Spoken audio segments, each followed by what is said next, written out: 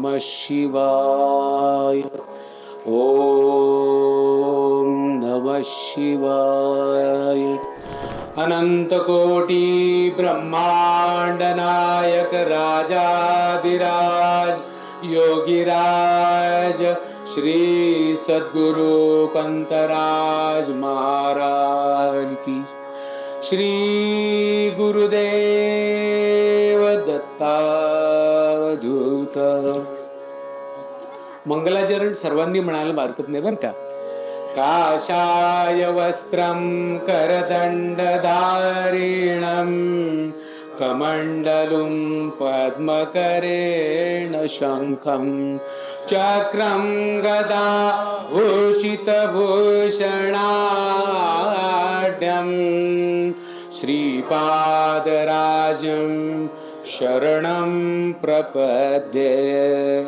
ब्रह्मानन्दं परमसुखदं केवलं ज्ञानमूर्तिं द्वन्द्वातीतं गगनसदृशं तत्त्वमस्यादिलक्ष्यम्. एकं नित्यं विमलमचलं सर्वदी साक्षिभूतं भावातीतं त्रिगुणरहितं सद्गुरु तन्नमामि. गुरुर्ब्रह्मा गुरुर्विष्णु गुरुर्देवो महेश्वरा गुरुर्साक्षात् परब्रह्म तस्मै श्री गुरुवे नमः. ध्यायेत श्री पंतराजं गुरुवरमदोलं समलं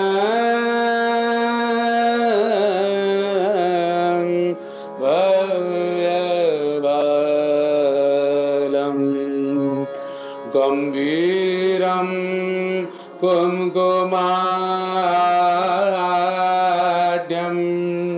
शीतशुभवसनं मुक्तकेशं परेशं शान्तं व्याघ्राञ्जलस्थं करद्रुतवर सद्बोधदण्डं माल्दं मुक्तारुद्राक्ष हारं सरसिदनयनं दिव्यगात्रं पवित्रम्.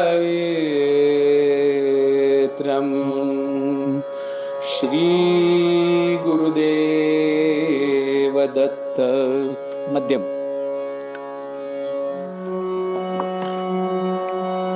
त्याचा आवाज वाढू शकतो स्वराचा.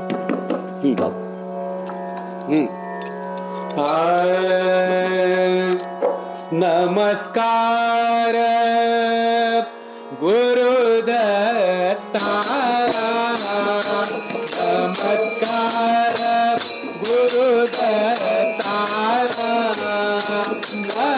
नमस्कार गुरुदत्ता. नमस्कार गुरुभक्ता. गुरुभक्ता नमस्कार गुरुदत्ता. नमस्कार गुरुभक्ता. नमस्कार गुरुभक्ता. अनंत शक्ति अनंत करणे. अनंत शक्ति अनंत करणे. नमन सत्य ज्ञान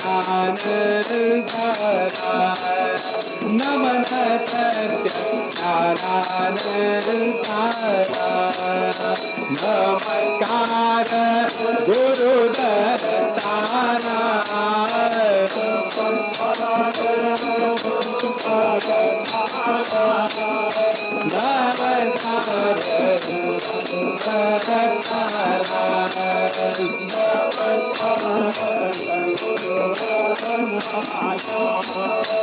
नमस्कार जननी दिलया नमस्कार जननी दिलया नमस्कार या जगताला नमस्कार या जगताला नमस्कार गुरुदत्ताला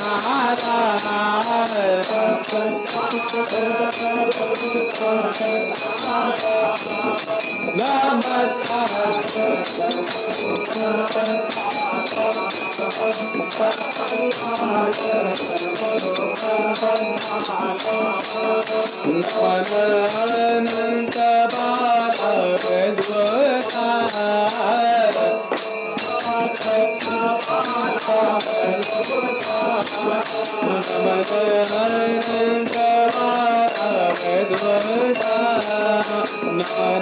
अनंत बालवद्वता नमन प्रेमण भरत गुरुला नमन प्रेमण भरत गुरुला नमस्कार गुरुदत्ताला नमस्कार गुरुदत्ताला नमस्कार गुरुदत्ताला नमस्कार गुरुदत्ताला नमस्कार गुरुदत्ताला.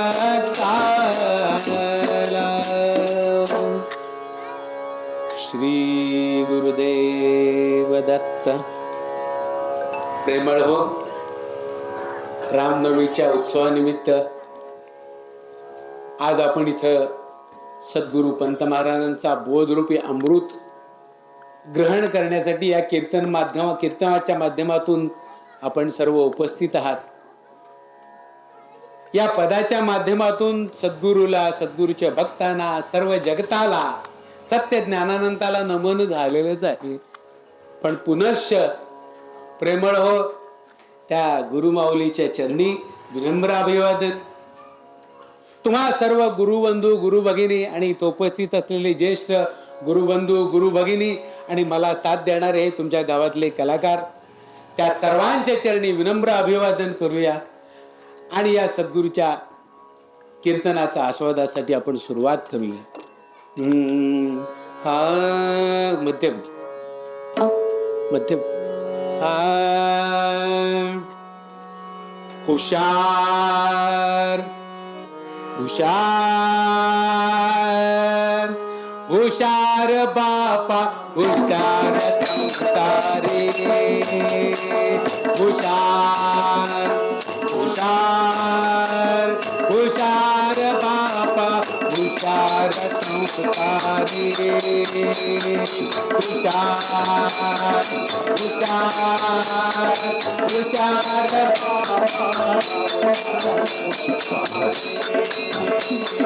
त्वरित गुरुला शरण जाऊनी कवितवऱ्याची भेटी त्वरित गुरुला शरण जाऊनी कवितवऱ्याची भेटी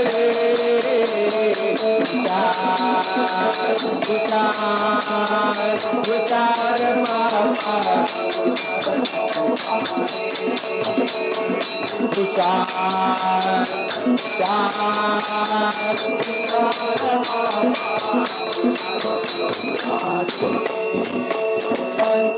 पोटासाठी खटपट करते सहिता अंतरती पोटासाठी खटपट करते सहिता अंतरती नाश होतो आयुष्याचा तो गया काशी नाश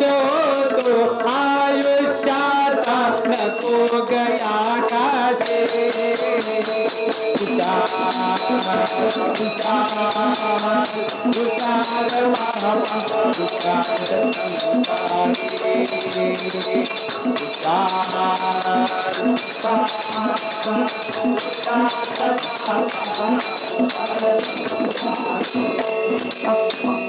कवित गोरोला शरण जाऊनी कवित 84 बेरी कवित गोरोला शरण जाऊनी कवित 84 बेरी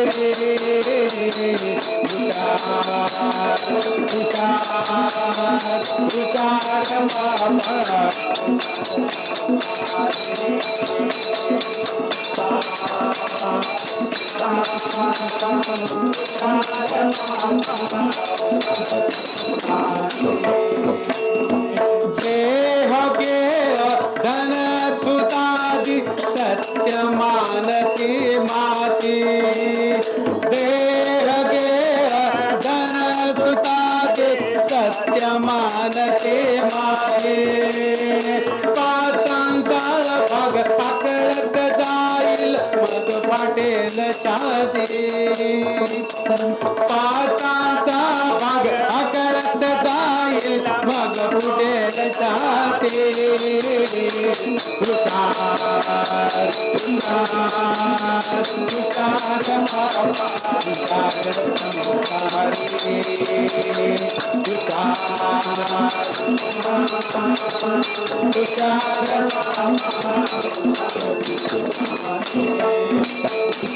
त्वरित गुरुला शरण जाऊन तू कवित 84 फेरी त्वरित गुरुला शरण जाऊन तू कवित 84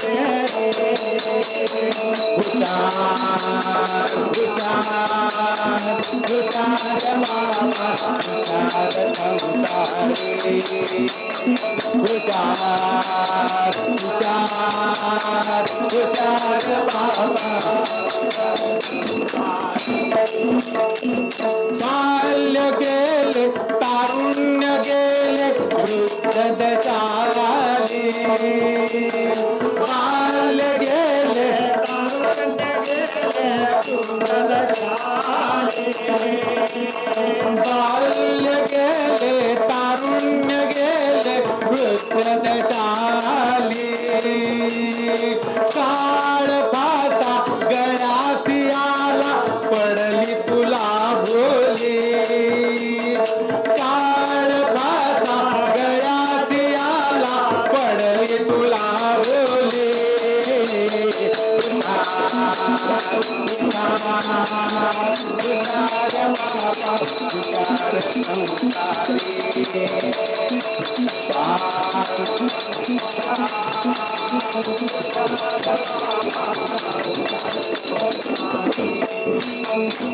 त्वरित गुरुला शरण जाऊन कवित 84 बेरी त्वरित गुरुला शरण जाऊन कवित 84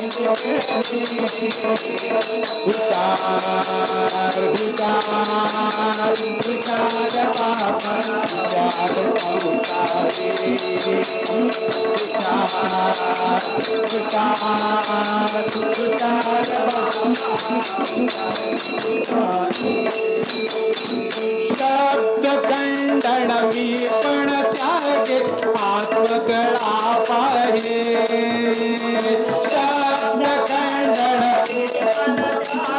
आत्मकळा पाहे नेती नेती रूप तुझे बदली चारी साई नेती नेती रूप तुझे वदती चारी साई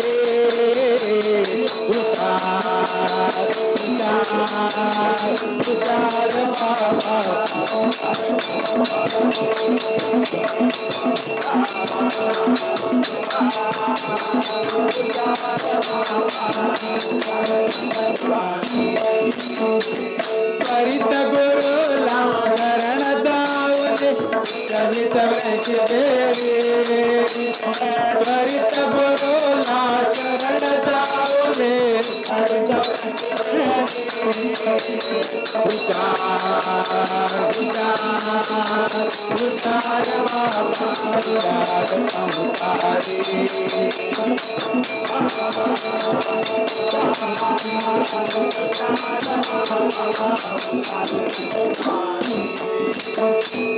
साक्षीत्वाचा भाव उडता कैसा ओंकार साक्षीत्वाचा भाव उडता कैसा ओंकार दत्त बाळ संग मिलटला प्रेमाचा पूर दत्त बाळ संग मिलटला प्रेमाचा पूर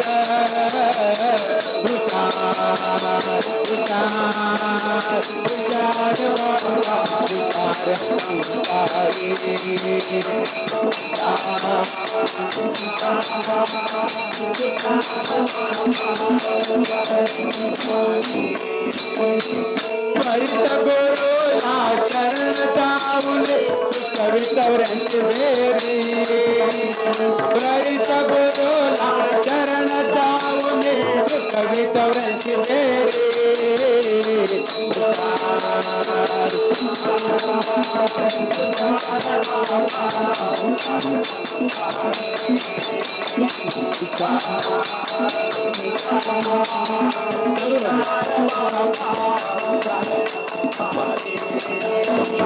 हुशार हुशार हुशार बाबा हुशार अवतारे हुशार हुशार हुशार बाबा हुशार अवतारे हुशार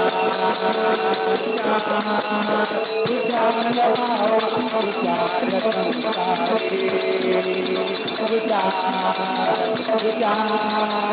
हुशार बाबा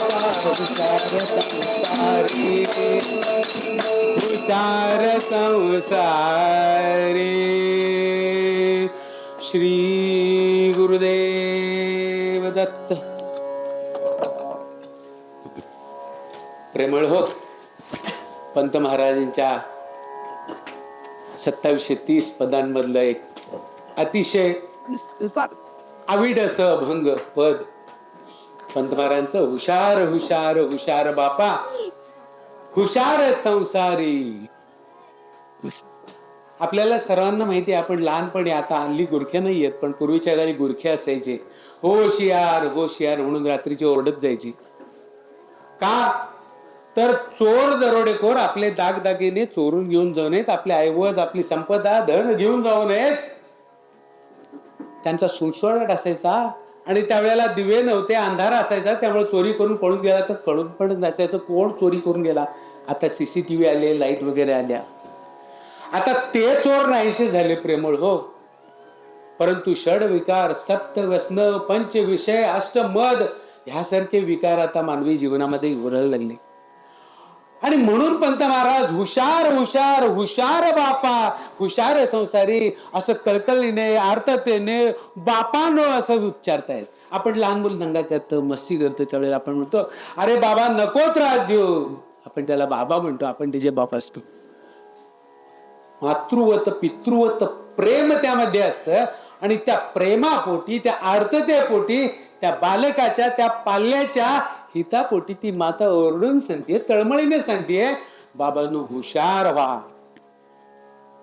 प्रेमळ हो, आपण सध्या जगामध्ये पाहतो सगळीकडे अनाचार माजलेला आहे, सगळीकडे युद्ध चालू आहे.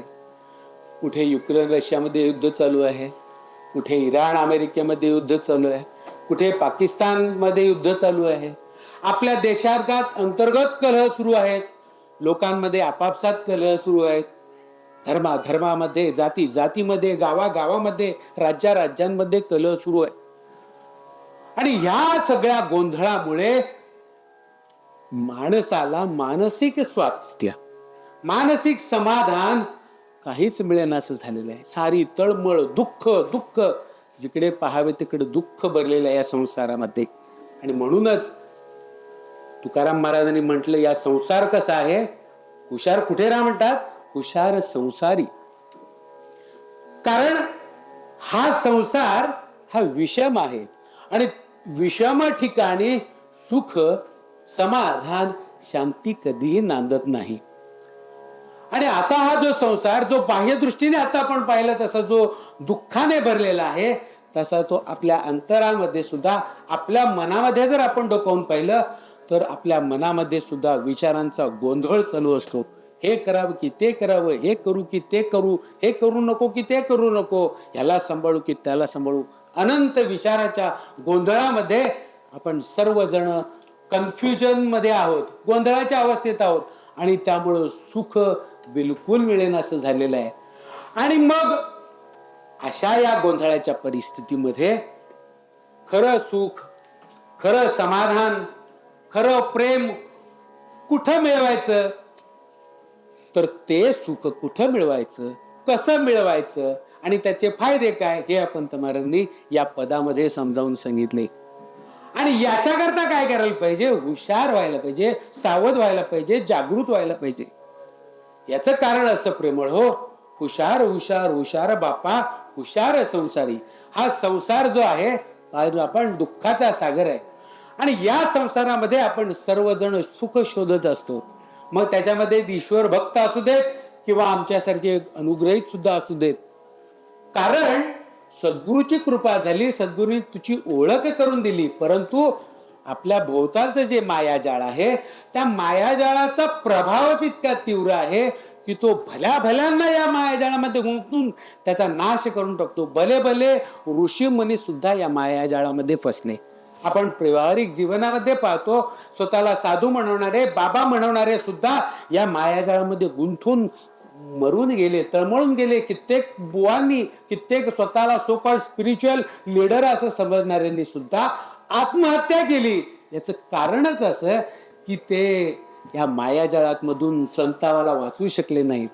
आणि म्हणून पंत महाराज संसाराचं वर्णन करणारा म्हणतात, मायाजाळी मना गुंतू नको व्यर्थ, मायाजाळी मना गुंतू नको व्यर्थ, मायाजाळी मना गुंतू नको व्यर्थ, संसार अनर्थ प्रत्यक्ष, संसार अनर्थ प्रत्यक्ष,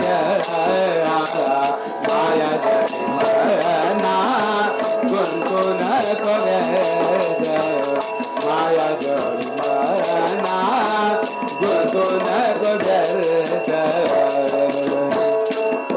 तिळभरी सोग नदी से पाहता, तिळभरी सोग नदी से पाहता, जाणे अवचिता, जाणे अवचिता, नेणो देवा, जाणे अवचिता, नेणो देवा, माया गुंतो नको व्यर्थ, मायाजाळी मना गुंतो नको व्यर्थ, मायाजाळी मना गुंतो नको व्यर्थ, संसार अनर्थ प्रत्यक्ष, संसार अनर्थ प्रत्यक्ष, मायाजाळी मना मायाजाळी मना गुंतू नको व्यर्थ, मायाजाळी मना गुंतू नको व्यर्थ.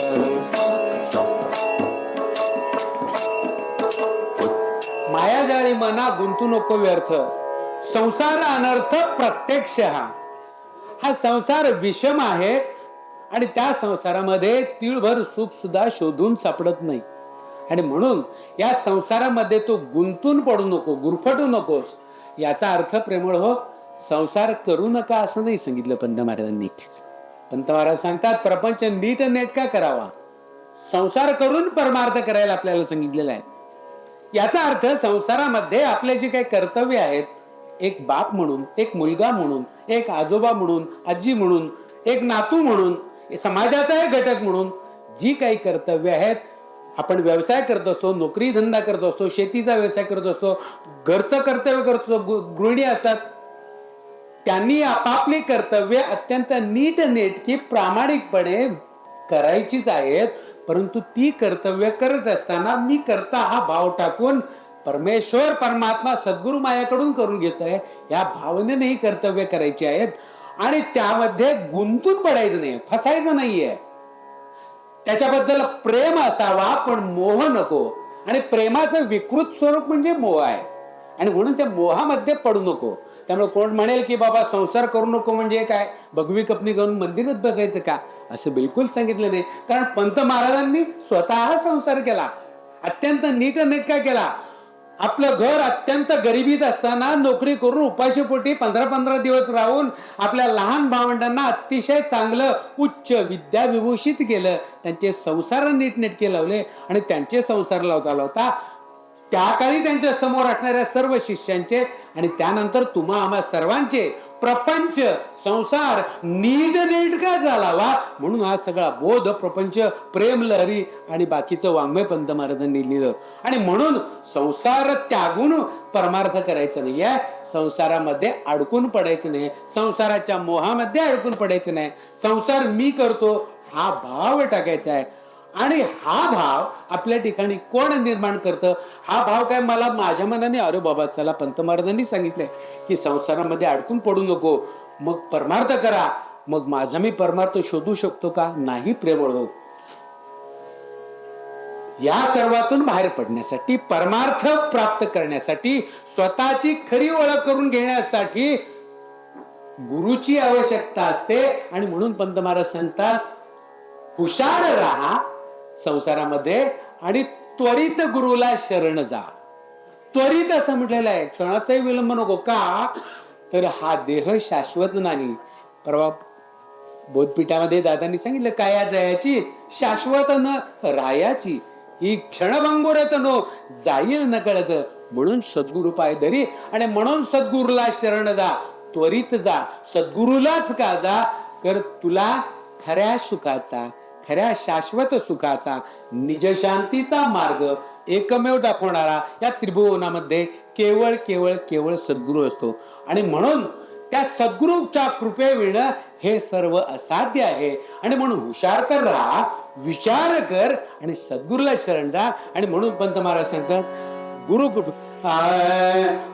कृपे विण मुक्ती साध्य नाही रे, गुरु कृपे विण मुक्ती साध्य नाही रे, गुरु कृपे विण मुक्ती साध्य नाही रे. अनेक सुकृतांच्या गाठी तैची सद्गुरूची भेट, अनंत सुकृतांची भेट तैची सद्गुरूची गाठी. दर्शने भवरोग हाटी बोलती चारी तारी रे, दर्शने भवरोग हाटी बोलती चारी तारी रे, गुरु कृपे विण मुक्ती साध्य नाही रे, गुरु कृपे विण मुक्ती साध्य नाही रे, गुरु कृपे विण मुक्ती साध्य नाही रे.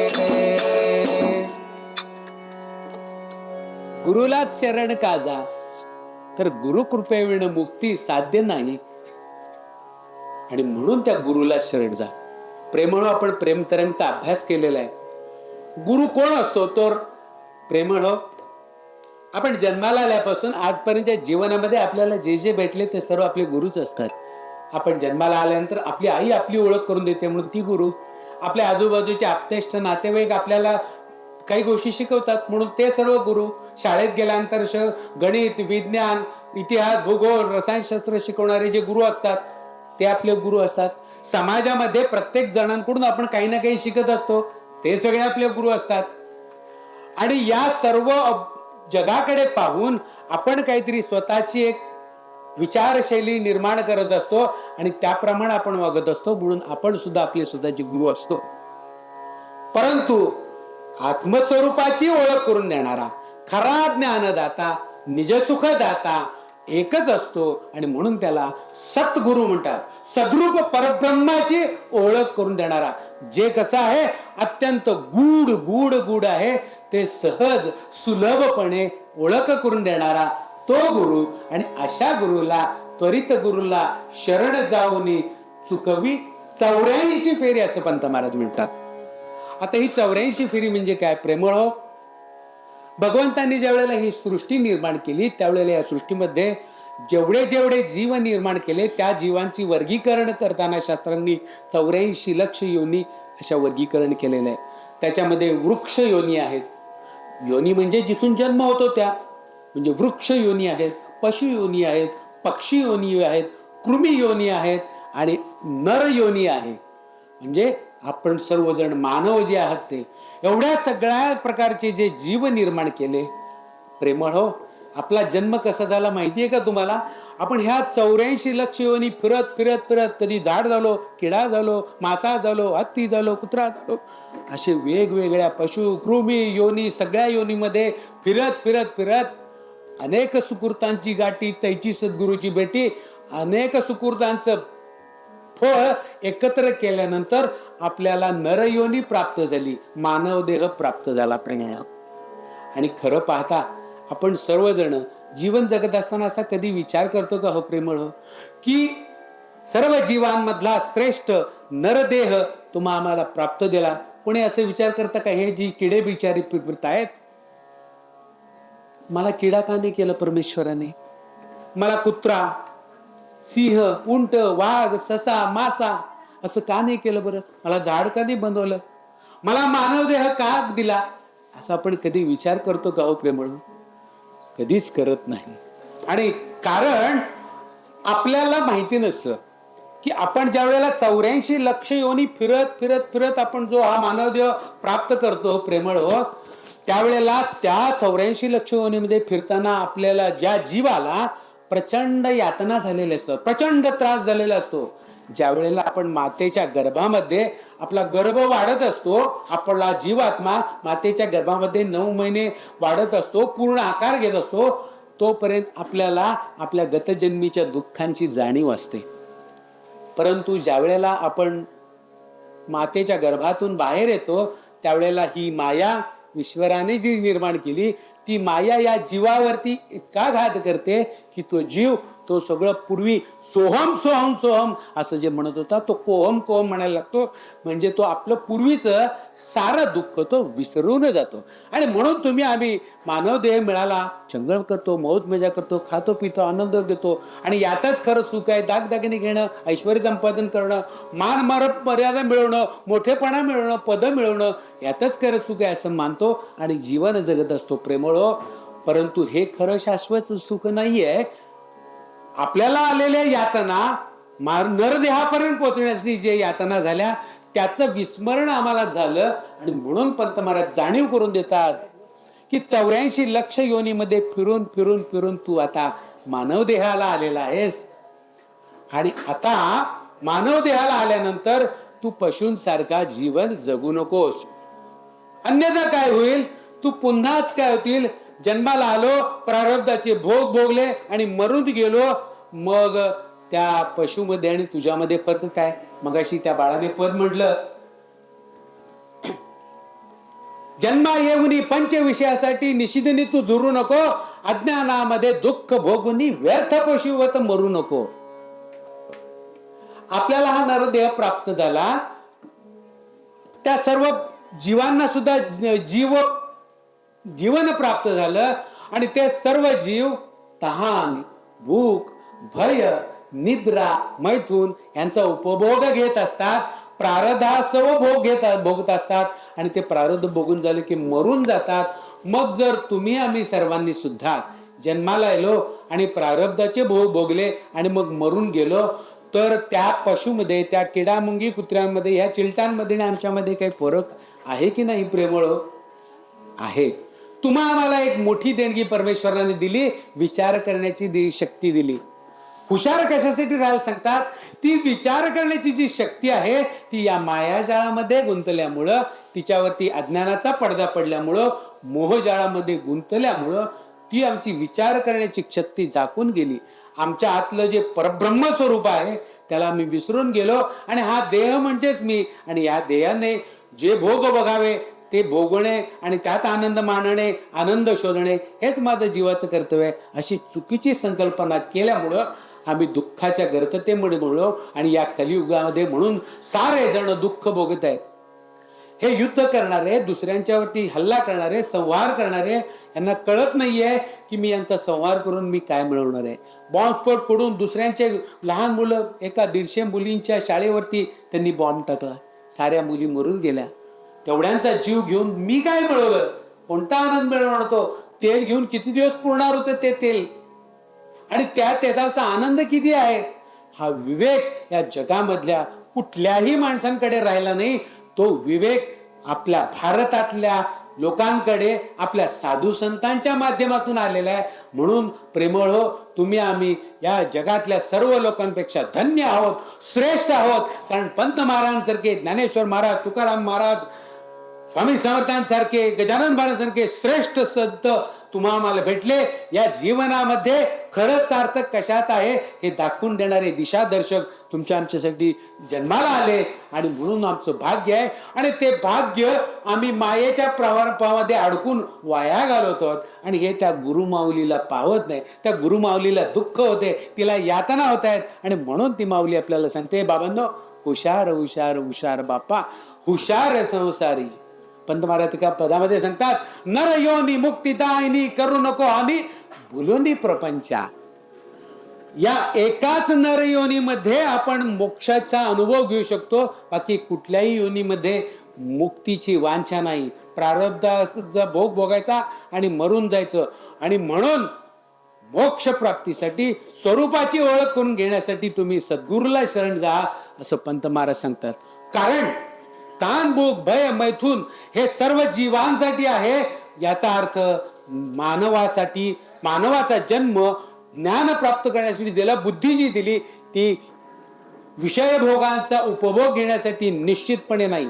मग काय ईश्वर संकल्प आहे तर स्वतःची खरी ओळख करून घेणे. मी कोण आहे, देव कोण आहे, परमात्मा काय आहे, परब्रह्म काय आहे, निज सुख कशात आहे, ह्याची ओळख खरी करून घेणं आणि उरलेलं जीवन आनंदामध्ये, ब्रह्मानंदामध्ये घालवणं हेच या नरजन्माचं सार्थक आहे. आणि हे नरजन्माचं खऱ्या अर्थानं तुम्ही आम्ही सार्थक करून घ्यायला पाहिजे, ही त्या गुरुमातेची तळमळ आहे. आणि म्हणून त्या मातेनं आपल्याला हुशार व्हायला सांगितलेलं आहे. आणि मग पहिल्या चरणामध्ये, पहिल्या 3 चरणामध्ये पंत महाराज आपल्याला हुशार का राहायला पाहिजे याचं महत्व पटवून देतात. आम्ही कुठे फसतो, कसे फसतो, आमचं चुकतं कुठे, याचं पहिल्या 3 चरणामध्ये सांगितलं. आणि मग पुढच्या 2 चरणामध्ये काय करायला पाहिजे आणि मग त्याचा अनुभव काय येतो ते सांगितलं. म्हणून आपण पहिल्या 3 चरणाचा अनुभव अभ्यास एकत्रच करूया.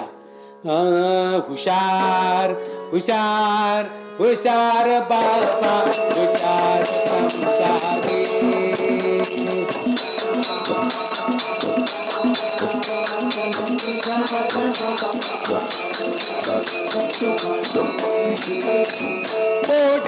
पोटासाठी खटपट करते सहितांतरते, नाश होतो आयुष्याचा नको गया काशी.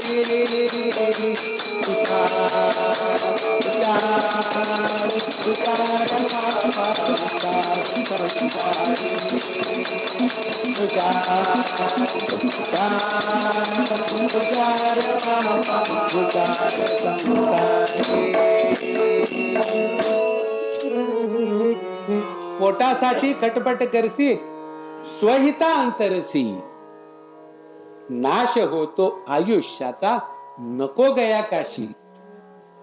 आपण सर्वजण काय करत असतो, जन्माला आल्यानंतर सर्वांचं आपलं रुटीन हेच आहे, शेकडो वर्षापासून चालत आलेलं आहे. जन्माला आलं की शाळेत जायचं, शिक्षण घ्यायचं, विद्या घ्यायची, चांगल्या पदव्या घ्यायच्या, त्या पदवीच्या आधारे नोकरी करायची, चांगल्या पगाराची, लग्न करायचं, संसार करायचा, गाडी घोडा घरदार बंगला घ्यायचं, सगळी चळवळ पोटासाठी. पण पंत महाराज म्हणतात पोटासाठी पशु सुद्धा कळवळतात. सारे पशु पक्षी पोटासाठी धडपडत असतात. आणि मग तू पोटासाठी खटपट करताना स्वहिता अंतरसी, याचा अर्थ पुन्हा तोच येतो की पोटासाठी खटपट करायची नाहीये का? प्रेमळ निश्चितपणे करायची. का शिक्षण घ्यायचं नाही का?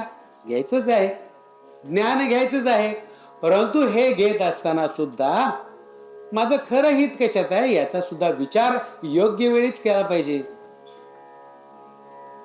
कारण प्रेमळ हो, ही पोटाची खटपट करत असतानाच आपण तरुण वयामध्ये काय करतो? शिक्षण घेतो.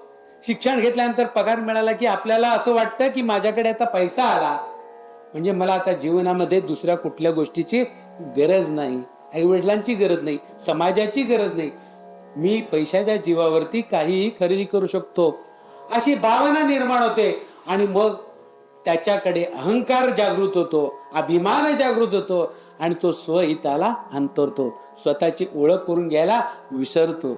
प्रेमळ, काल मी एका छान साधूंचं लेक्चर ऐकलं. त्याच्यामध्ये त्यांनी छान सांगितलं. त्यांच्याकडे एक डॉक्टर पती पत्नी आले. डॉक्टर पती पत्नी आले आणि त्या बायकोनं त्या डॉक्टरचे कौतुक करायला सुरुवात केली. ते 10वीला त्यांना एवढे मार्क पडले, 12वीला एवढे मार्क पडले, MBBS ला टॉपर आला, पोस्ट ग्रॅज्युएशन टॉपर आला.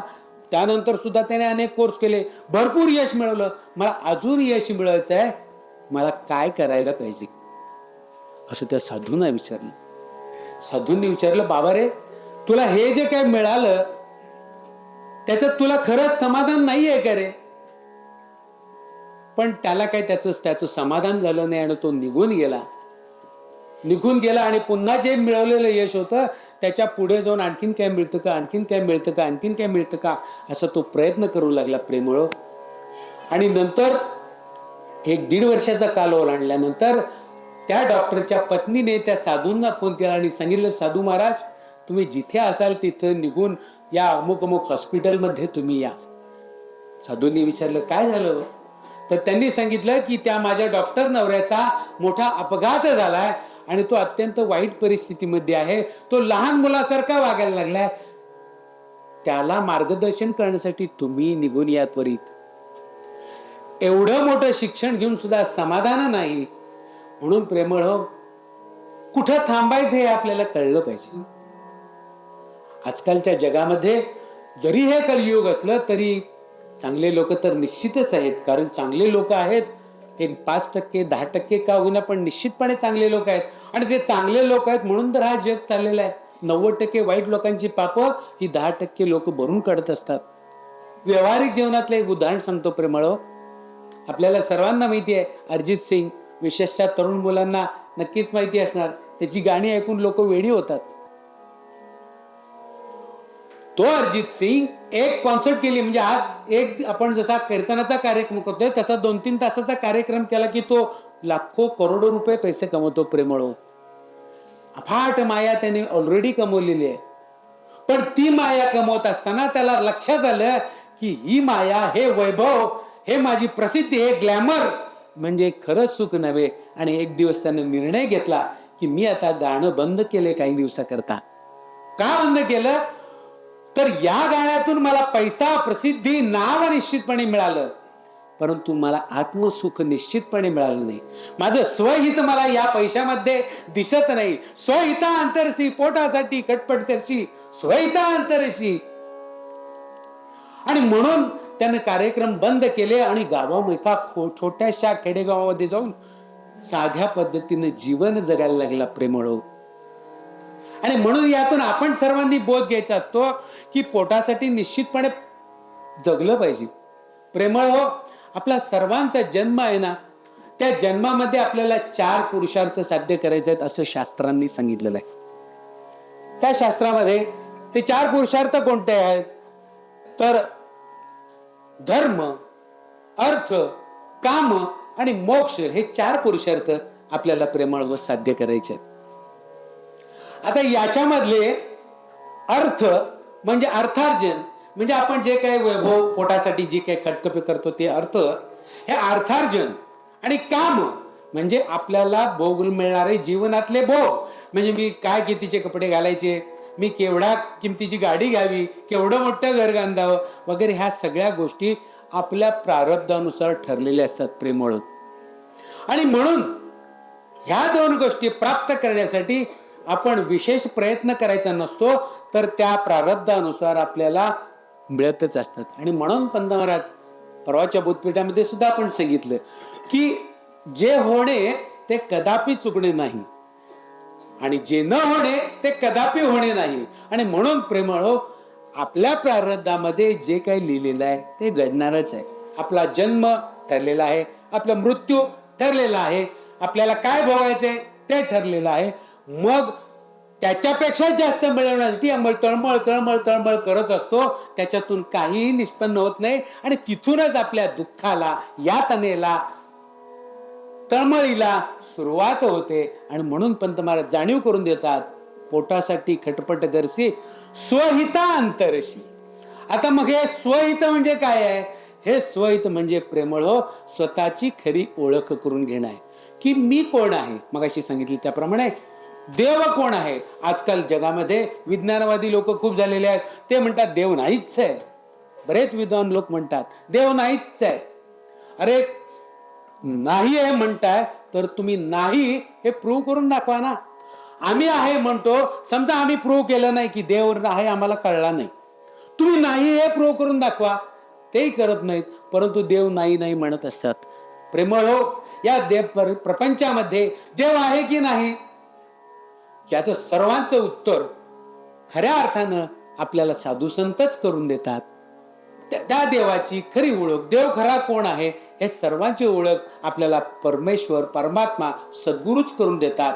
आणि म्हणून स्वहिता अंतरसी, त्यासाठी तू काय कर, नाश होतो आयुष्याचा नको गया काशी. पोटासाठी खटपट करता करता आपलं आयुष्य निघून जातं, नाश होतो आयुष्याचा. आणि मग उतार वयामध्ये कोणीतरी शेजारचा सांगतो की काशीला गेलं की पुण्य मिळतं, त्र्यंबकेश्वरला गेलं की पुण्य मिळतं, तिरुपतीला गेलं हंडीत पैसे टाकले की देव भरपूर काही देतो. आणि कुठे गेलं कुठेतरी नवस बोलला की हे प्राप्त होतं, ते प्राप्त होतं. पंत महाराज सांगतात नाश होतो आयुष्याचा नको गया काशी. गया काशीला जाण्याची काही आवश्यकता नाही. असं बरं का पंत महाराज सांगतात? प्रेमळ, आपल्याला माहिती आहे उत्तर प्रदेशमध्ये काही वर्षापूर्वी, 2 वर्षापूर्वीच कुंभमेळा झाला. आता 26 आणि ते 28 3 वर्ष नाशिकला कुंभमेळा होणार आहे. तिथं करोडो भक्त येणार आहेत. प्रेमळ, करोडो. उत्तर प्रदेशात मधल्या कुंभमेळ्याला 60 कोटी लोकांनी आंघोळ केली असं शास्त्र आपलं सरकार सांगतं. परंतु प्रेमळ, प्रश्न असा पडतो की खरोखर त्या डुबकीमध्ये एवढ्या गर्दीत जाऊन, धावपळ करून, एवढ्या गर्दीमध्ये यातना करून, विमानाने जाऊन, गाडीने जाऊन त्या पाण्यामध्ये डुबकी घेण्याने खरोखरच देव मिळतो का हो? खरोखर पुण्य मिळतं का हो?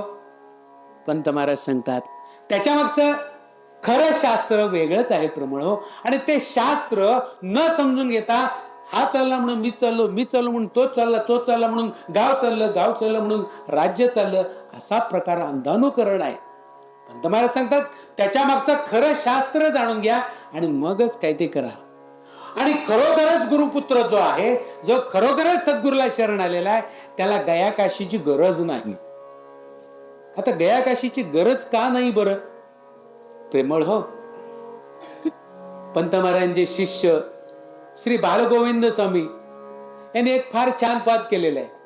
आणि छान पदामध्ये त्यांनी संवाद सुद्धा छान सांगितलेला आहे. 2 स्त्रिया असतात, एक गुरुपुत्र असते म्हणजे गुरुभगिनी असते, सद्गुरूची कृपांकित असते, गुरुच्या कृपेने धन्य झालेले असते, गुरु कृपेचा अनुभव घेतलेले असते. आणि ती बाई त्याला विचारते, अरे गुरु गुरु गुरु म्हणजे काय ग बाई?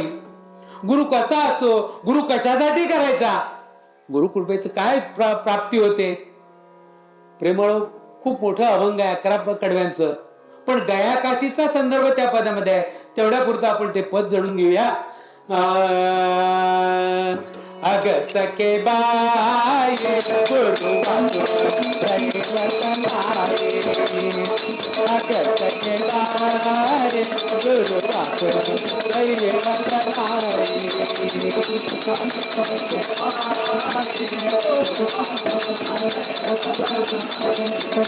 गुरु वाचून दैवत आहे, गुरु वाचून दैवत आहे, भगत घेणारे गुरु वंदन आहे, भगत घेणारे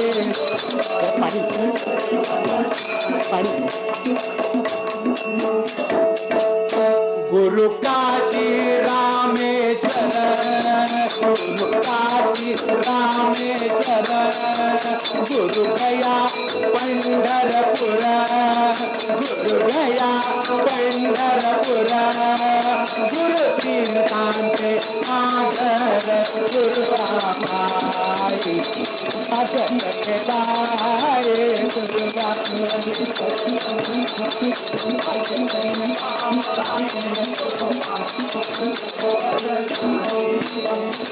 वाचून दैवत नाही, गुरु वाचून दैवत नाही, भगत घेणारे गुरु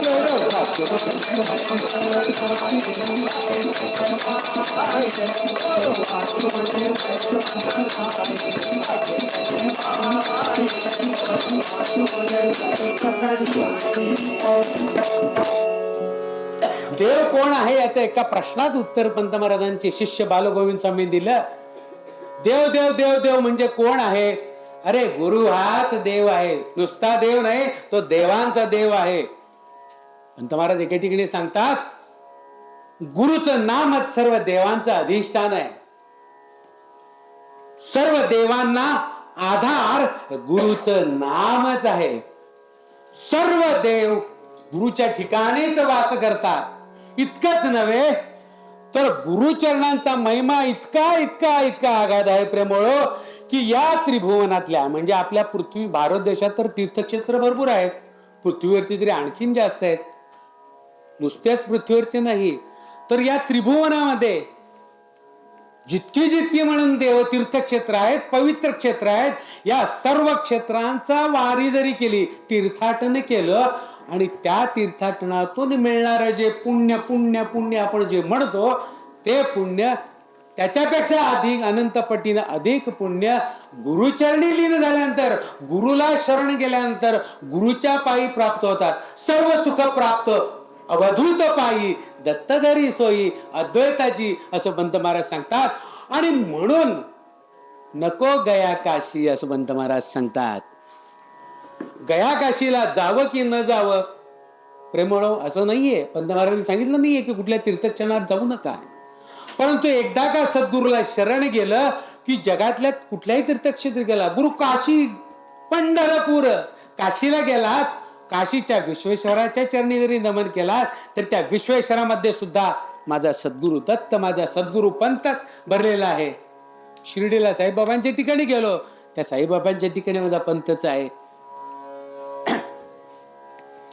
कोल्हापूरची महालक्ष्मी घ्या आणि कुठली तीर्थक्षेत्र घ्या, पंढरपूरचा विठोबा घ्या, त्या विठोबामध्येच माझा सद्गुरूच सामावलेला आहे. पंत महाराज पुन्हा बालगोविंद स्वामी एका पदामध्ये सांगतात, तूची दत्त रामकृष्ण, माझा राम आज रामनवमी है प्रेमळ हो. विलक्षण योगायोग आहे. पंत महाराजांचं जीवनातलं आचरण सुद्धा प्रभू रामचंद्रासारखंच होतं. म्हणजे त्यांच्यामध्ये सुद्धा रामच आहे. ज्यावेळेला समर्थ रामदास माहुरगडावरती गेलेले होते त्यावेळेला साक्षात दत्तप्रभूंनी त्यांना दर्शन दिलं होतं. असा सद्गुरु दत्तात्रेयच सर्व देवांचा देव आहे आणि म्हणून सर्व सुख त्याच्या पायी प्राप्त होतात. म्हणून सद्गुरूला शरण जायचं आहे. आणि मग बाकीची तीर्थाटन केली काय नाही केली काय काही फरक पडत नाही. परंतु पोटासाठी खटपट करता करता स्वहिताला अंतरू नकोस, स्वतःची ओळख विसरू नकोस, स्वतःची ओळख करून घ्यायला विसरू नकोस. पंत महाराजांचं एक पद आहे, आपुली ओळख धरितो मानव इतर पशु जाणा उभय भ्रष्ट तो प्राणी ऐसे आपुली ओळख धरितो मानव इतर पशु जाणा उभय भ्रष्ट तो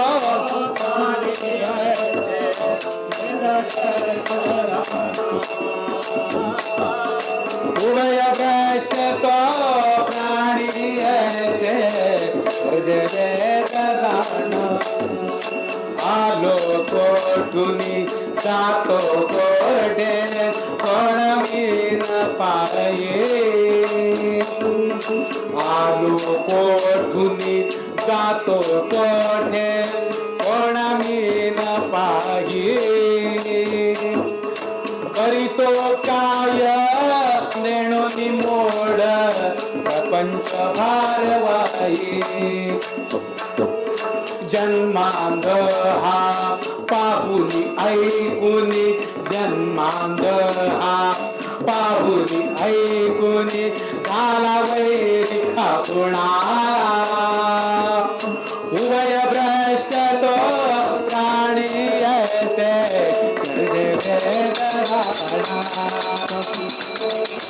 आपुली ओळख हरितो मानव इतर पशु जाणा उभय भ्रष्ट तो प्राणी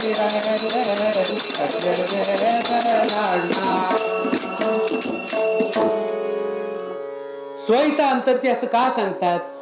कारण त्याचं उत्तर पंतप्रधानांनी या पदामध्ये दिले. आपली ओळख धरितो मानव इतर पशु जाणा. जो माणूस नरजन्माला येतो आणि स्वतःची खरी ओळख गुरुला शरण जाऊन करून घेत नाही तो माणूस पशुपेक्षा वेगळा नाही. का? त्याचं उत्तर पुन्हा पंतप्रधान दिलं. आलो कोठुनी जातो कोठे कोणा मी न पायी.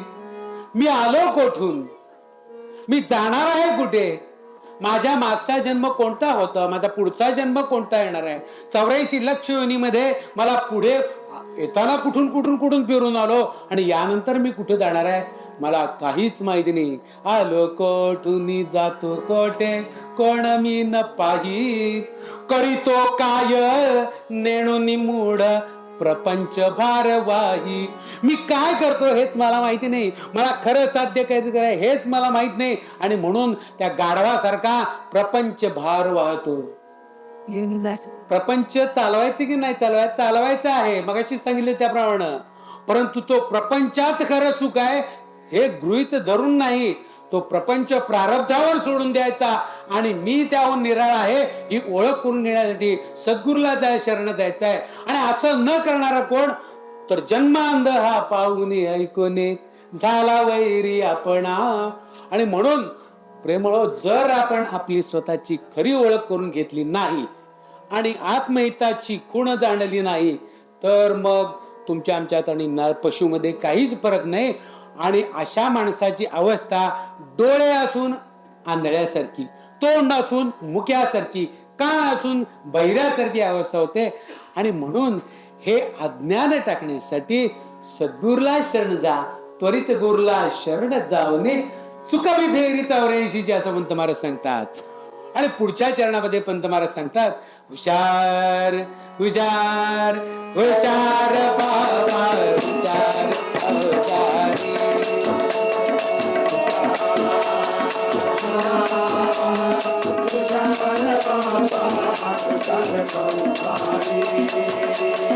करीत गुरुला शरण जाऊने चौऱ्यांची फेरी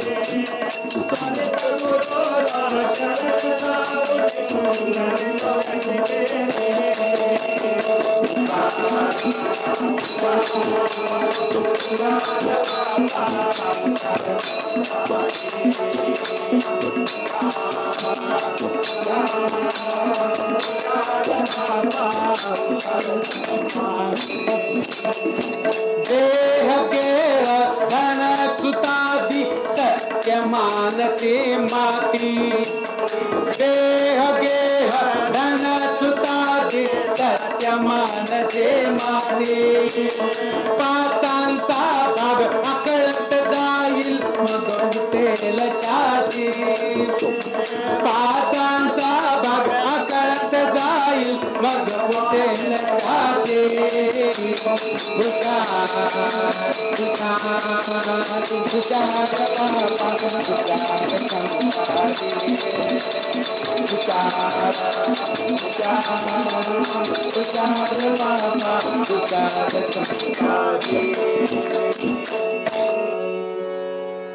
देह गेह सत्य मानसी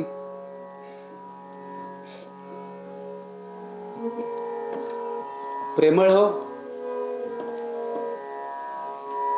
तुम्ही आम्ही जन्माला आल्यानंतर आपल्या आजूबाजूला जर डोकावून पाहिलं तर आपल्या निश्चितपणे लक्षात येतं की जो जन्माला आला तो मरणार आहे.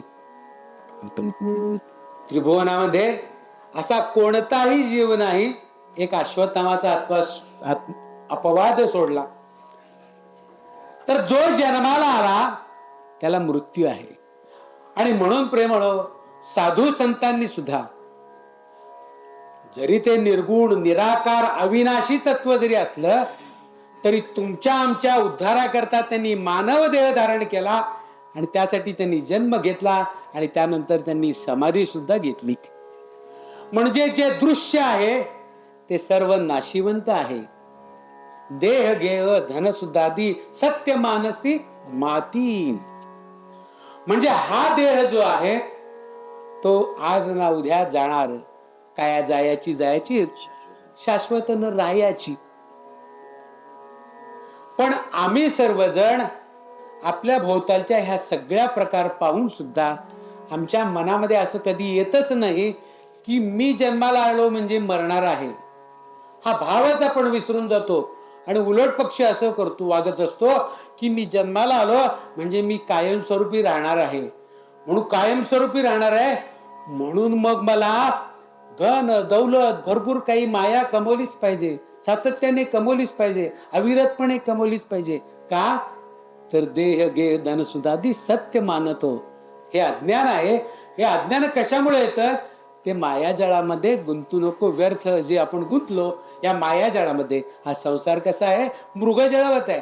हरणीच्या पिल्लाला तहान लागते वाळवंटामध्ये आणि आपल्याला सर्वांना माहिती आहे वाळवंटामध्ये असा एक लेअर असतो, बुडबुड्यांचा लेअर असतो. उष्णतेमुळे तो दिसत असतो. खरं पाहता त्याच्यामध्ये पाणी नसतं पण त्या हरणीच्या पिल्लाला तहान लागली असते. त्याला वाटतं त्याच्यामध्ये पाणी आहे आणि ते पिण्यासाठी धडपडत असतं. त्याला पाणी काय मिळतच नाही आणि धाव धाव धाव धाव करून थकून जातं आणि मरून जातो. जन्मांध हा पाहून तरी झाला वैरी आपण. त्या हरणासारखीच तुमची आमची अवस्था या संसारामध्ये होते. कारण आम्ही देह गेह धनसुतादी सत्य मानसी माती. पंत महाराज एका पदामध्ये सांगतात ताल तबला नको. देह गेह धनसुतादी मिथ्या वैभव क्षणात नष्ट होईल टाकी मी माझा भाव. देह गेह धनसुतादी हे जे आपलं वैभव आपण मानतो प्रेमळो पंत महाराज सांगतात हे मिथ्या वैभव आहे. हे आपल्याला टाकून जायचंय. हे आपल्याला बरोबर घेऊन जायचं नाहीये. आणि म्हणून ह्या मिथ्या वैभवाच्या मागे टाकू नकोस. हे क्षणात नष्ट होणार आहे. आपण आपल्या आजूबाजूच्या जर अवलोकन केलं. आपण 4 वर्षापूर्वी प्रेमळ हो कोरोनाचा अनुभव घेतला. होत्या नव्हत्याचे झाले सगळे. काल बरा होता, सकाळी बरा होता, संध्याकाळी मरून गेला. पंत महाराजांच्याकडे प्लेगची साथ होती. त्यावेळेला सुद्धा बघता बघता माणसं किड्या मुंगीसारखी मरत होती. आता या युद्धाच्या काळामध्ये सुद्धा माणसं बघता बघता मरत आहेत. हार्ट अटॅकचं प्रमाण किती प्रयोसमोर वाढलेलं आहे. चालता बोलता खेळ खेळता खेळता माणसाला मरत होते. क्षणात नष्ट होतं. आपल्याला माहिती आहे एक उद्योगपती होता. खेळ खेळत होता आणि मधमाशी उडत उडत आली आणि घशात गेली. 3,000 कोटी रुपयाचं वैभव होतं प्रेमळ त्याच्याकडं, पण ती मधमाशी त्याच्या एकदा घशात गेल्यानंतर त्याचा जो मृत्यू आला, ते 3,000 कोटी रुपये त्याचा प्राण परत देऊ शकले नाहीत प्रेमळ. इतकं हे वैभव मिथ्या आहे, बिनकामाचं आहे. दादांनी काल सांगितलं, माणूस मेल्यानंतर आपल्याला सर्वांना माहिती आहे, आपण मत कष्टाने घर बांधतो, पण त्या घरामध्ये आपला मृत्यू झाल्यानंतर दवाखान्यातून गाडी फार तर फार हॉलमध्ये ठेवतात, फार तर फार बॉडी देवघरामध्ये ठेवतात. त्याला जीव म्हणून त्याची नसते, त्याला बॉडी असं नामान, त्याचं नाव पण बदललेलं असतं, त्याची बॉडी असं म्हटलं जातं. आणि इतकं हे सगळं नाशिवंत आहे, क्षणात त्याची माती होणार असते आणि तू मात्र त्याच्या मोहामध्ये अडकतोस. आणि म्हणून म्हणता सांगतात, पाचांचा भाग आकळत जाईल मग फुटेल छाती. पाचांचा भाग म्हणजे काय प्रेमळ हो? आपला हा जो देह आहे ना प्रेमळ हो, हा देह 5-25 बनलेला आहे. म्हणजे कसा तर 5 तत्व, पृथ्वी आप तेज वायू आणि आकाश, ही जी 5 तत्व आहेत, आणि सत्व रज तम ही 3 गुण, म्हणजे त्यापासून आपली ही अष्टधा प्रकृती बनवली. आणि त्या अष्टधा प्रकृतीमध्ये 5-25 म्हणजे काय तर कर्मेंद्रिय, ज्ञानेंद्रिय, 5 प्राण, 5 विषय आणि 5 अंतकरण पंचक, असं हे 5-25 आपला देह बनलेला असतो. आणि हा देह ज्या वेळेला आपण मरून जातो, म्हणजे काय होतं प्रेमळ, तर या देहातला जो प्राण आहे तो निघून जातो. तो प्राण पंचतत्वात विलीन होतो. तसंच आपल्या देहातली जी 5 तत्व आहेत, पृथ्वी म्हणजे आपल्या शरीरातली हाडं मांस, आप म्हणजे पाणी, म्हणजे आपल्या शरीरामध्ये असलेलं जलतत्व म्हणजे पाणी, रक्त वगैरे जे लिक्विड फॉर्म मध्ये आहेत, पृथ्वी आप, तेज आपल्या शरीरामध्ये, आपल्या आतड्यांमध्ये अग्नितत्व असतं आणि त्यापासून आपल्या पचनक्रिया वगैरे होत असतात. वायू, आपल्या शरीरामध्ये 5 प्राण असतात, प्राण, अपान, व्यान, उदान, समान, श्वासोश्वास घेणे, संदेश बुद्धीचे सगळीकडे पोहोचवणे वगैरे, आणि आपल्या शरीरामध्ये जी पोकळी असते ती आकाश, अशी ही 5 तत्वांपासून बनलेलं असतं. आणि ज्या वेळेला आपण मरतो त्यावेळेला आपण म्हणतात त्याने प्राण सोडला, म्हणजे आपले पंचप्राण निघून जातात. आणि मग ज्या वेळेला आपली देह अग्नीच्या मध्ये हवाली करतात, त्यावेळेला जी 5 तत्व असतात ती 5 तत्व त्या 5 तत्वामध्ये लीन होतात. असा हा देह नश्वर आहे. आणि म्हणून पंत महाराज या देहाबद्दल सांगतात, हा देह या जीवात्म्याला दिलेला एक भाड्याचं घर आहे. या घरामध्ये किती दिवस राहायचं याचा करार ठरलेला आहे. म्हणजे जन्माला केव्हा यायचं हे आपल्या पूर्वीच्या प्रारब्धानुसार ठरलेलं आहे. आणि त्यानुसार जन्माला आल्यापासून मृत्यूपर्यंत काय प्रारब्ध भोगायचे ते ठरलेलं आहे. आणि मृत्यू केव्हा आहे, म्हणजे हे घर केव्हा खाली करायचं ते सर्व ठरलेलं आहे. म्हणजे सर्वच जर ठरलेलं आहे तर मग आपण या देहाच्या मोहामध्ये आपण का अडकावं. आणि हा देहच जर नश्वर आहे तर देहाला अनुसरून ही जी मी माझे घातक नको यांचा क्षंग, आपली जी नाते आहेत, आपलं धन वैभव पद ही जी आहेत ती सगळी काय आहे त्या देहाला अनुसरून राहायचं. आणि मग हा देहच जर नश्वर आहे, देहच जर नाशिवंत आहे, तर मग ती पद दाग दागिने नाती ही सगळी काय आहेत खोटी आहेत. म्हणून पंत महाराज एका पदावर सांगतात, सद्गुरुपायी करीतारा तरीच तरसी संसारा, नाही बरवसा देहाचा पुत्र कलत्र गेहाचा, सावधवनी करीत निशिदिनी गाई गुरुदत्त. म्हणून सद्गुरुपायी करीतारा, ह्या देहाचा आप्तेष्टांचा कशाचाही भरवसा नाही. आणि पुन्हा प्रेमळो, मग या सर्वांचा भरोसा नाही म्हणून या सर्वांना वाऱ्यावर सोडायचं का नाही. पुन्हा आपली कर्तव्य कर्म करायचीच आहेत, पण ती कर्तव्य करणारा मी नव्हे, सद्गुरूच माझ्याकडून करून घेते, ही भावना आपल्या ठिकाणी बाळगायची आहे.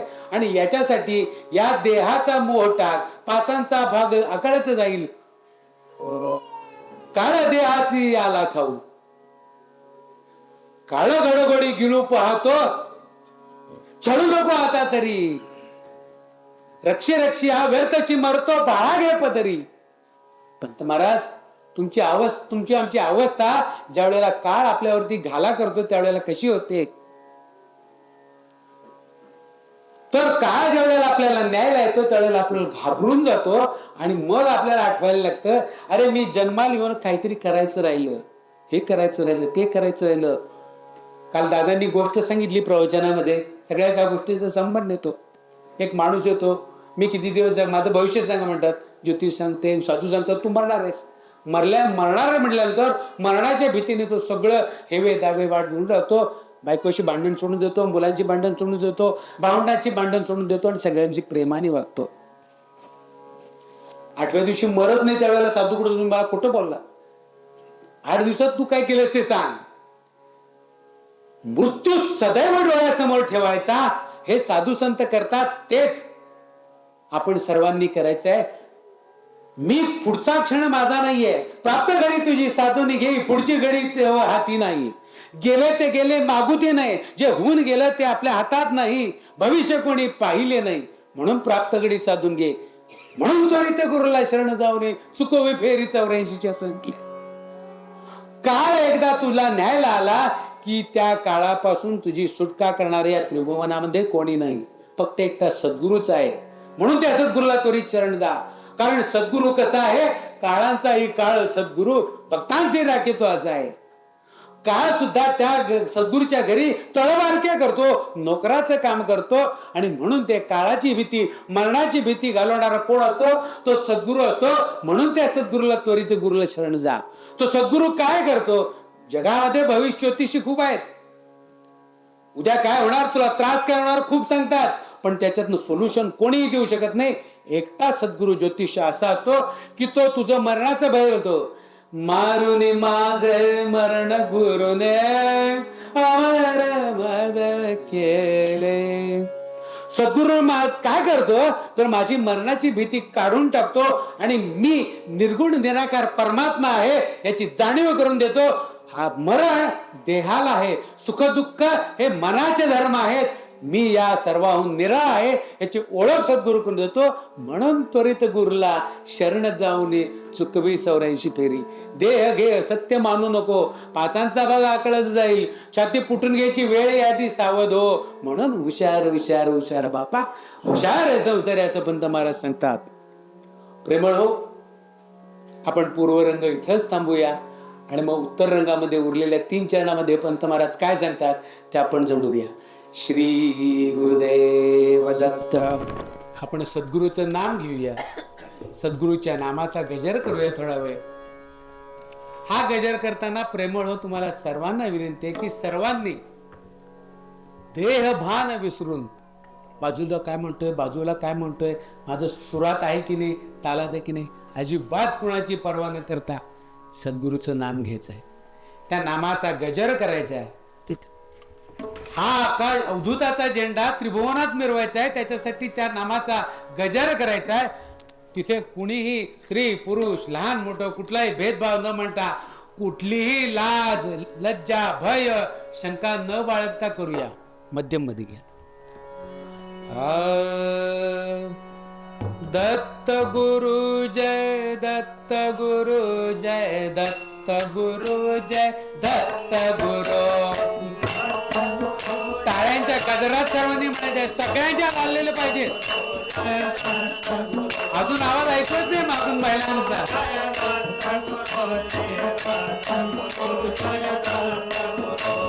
दत्त गुरु जय दत्त गुरु जय दत्त गुरु जय दत्त गुरु.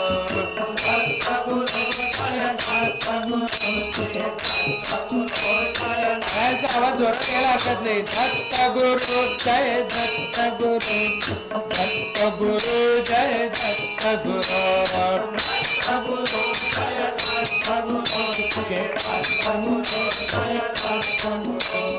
दत्त गुरु जय दत्त गुरु, दत्त गुरु जय दत्त गुरु. दत्त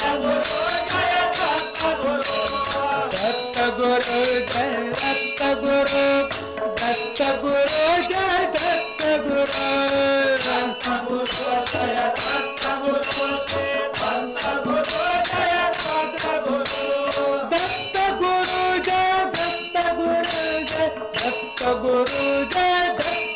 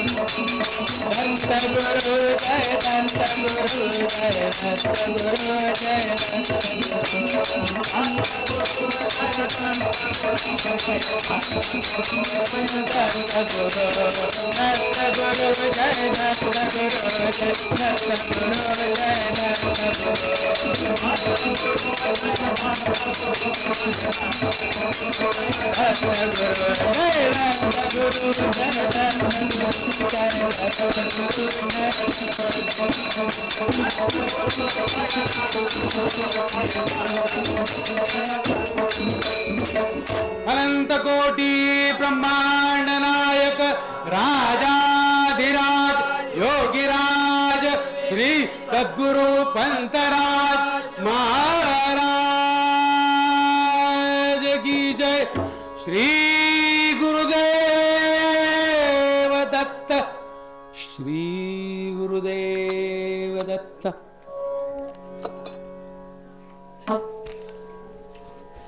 प्रेमळ हो,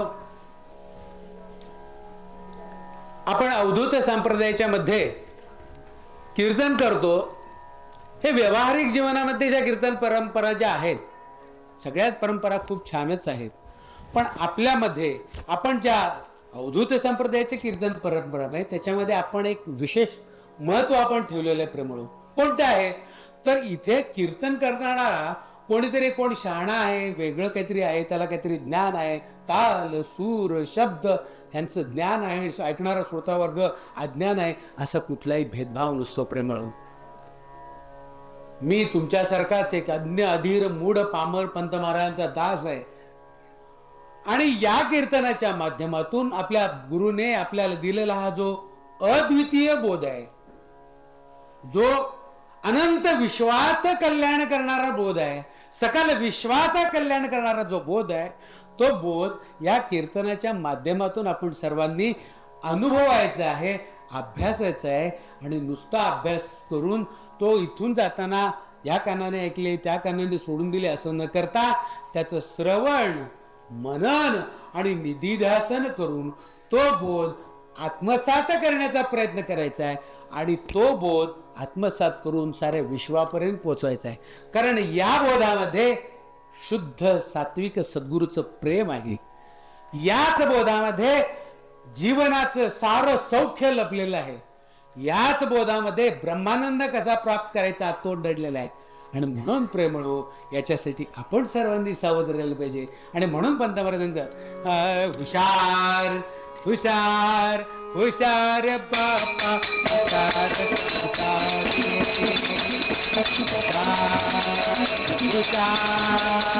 हुशार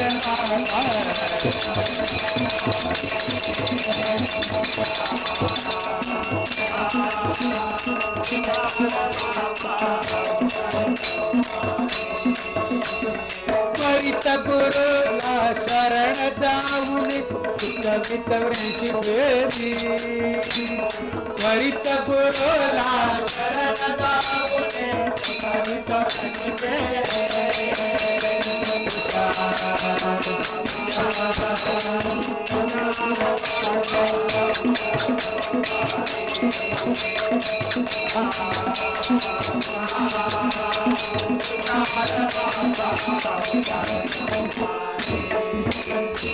बाल्य गेले तारुण्य गेले वृद्ध दशाली.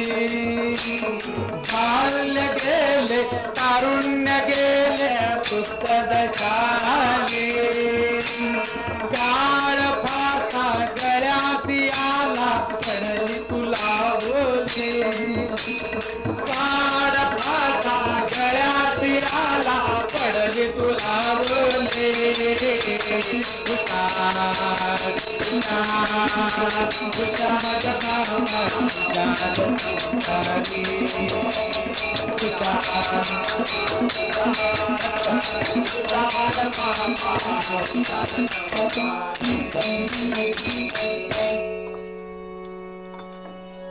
तिसऱ्या चरणामध्ये पंत महाराज सांगतात, बाल्य गेले तारुण्य गेले वृद्ध दशा आली, काळ फासा गळ्यासे आला पडली तुला बुली.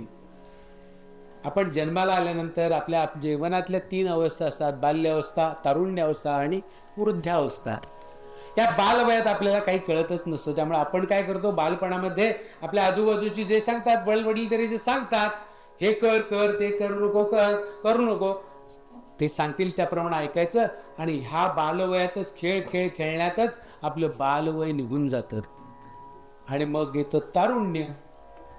तारुण्यामध्ये काय, तर तारुण्यामध्ये ज्ञान प्राप्त झालेलं असतं, पौगंडावस्था आलेली असते, अहंकार उगवायला लागलेला असतो आणि मलाच काही कळतं, मलाच ज्ञान आहे, मी पण होतो. कोणाचं ऐकण्याची मनस्थिती नसते, बेभान झालेला असतो. आणि त्यामुळे मीच म्हणतो तेच खरं, मला जे योग्य वाटतं तेच खरं. या अहंकारातच ते तारुण्य निघून जातं. त्याला तारुण्य मद असं म्हणतात. प्रेमळ अष्टमदापैकी एक अत्यंत घातक असं आहे, तारुण्य मद आहे. आणि म्हणून हे अष्टमदांवरती मात करायची तर त्यासाठी सद्गुरूची कृपा पाहिजे. बाल्य गेले तारुण्य गेले वृद्ध दशा आली. आणि मग तारुण्यामध्ये पैसा कमवला, नोकरी केली, मुलं बाळ झाली, नातवंड व्हायची वेळ आली, वृद्ध दशा आली, डोक्यावरचे केस पिकायला लागले, इंद्रिय शिथिल व्हायला लागली, असहकार पुकारायला सुरुवात झाली.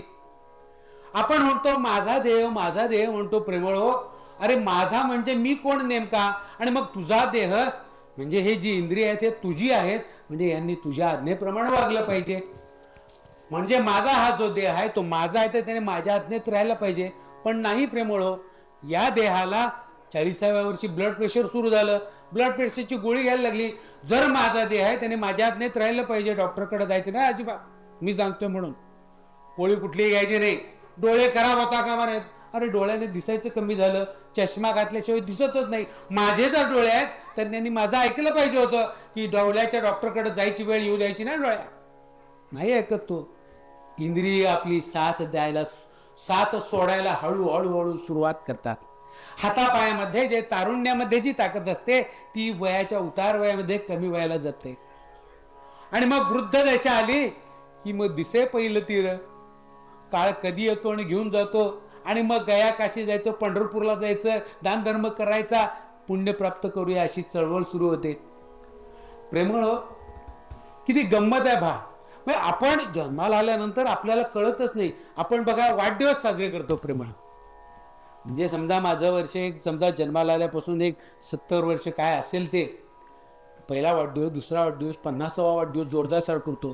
पण आपण असा कधीही विचार करत नाही की 50वा वाढदिवस साजरा करतो म्हणजे 50 गेले, 50 निघून गेले, 20च शिल्लक राहिले, ह्याचं आपल्याला भानच नसतं. माझा अनुभव प्रेमळ गमतीचा सांगतो. मी परवाच पुण्याहून येत होतो आणि बसमध्ये बसलो होतो. माझ्या शेजारी माझी बायको होती आणि एक स्त्री बसलेली होती आणि तिच्याबरोबर तिचं छान मूल होतं. अत्यंत गोड बाळ होतं प्रेमळ. लहान मुलं सगळीच गोड असतात आणि म्हणून मला प्रेमळ लहान मुलं खूप आवडतात. कारण त्यांचं निस्सीम प्रेम असतं, निस्वार्थ असतं. त्यांच्याकडं काही अपेक्षा नसते, त्यांना फक्त प्रेम दिले की त्यांना ते आवडतं.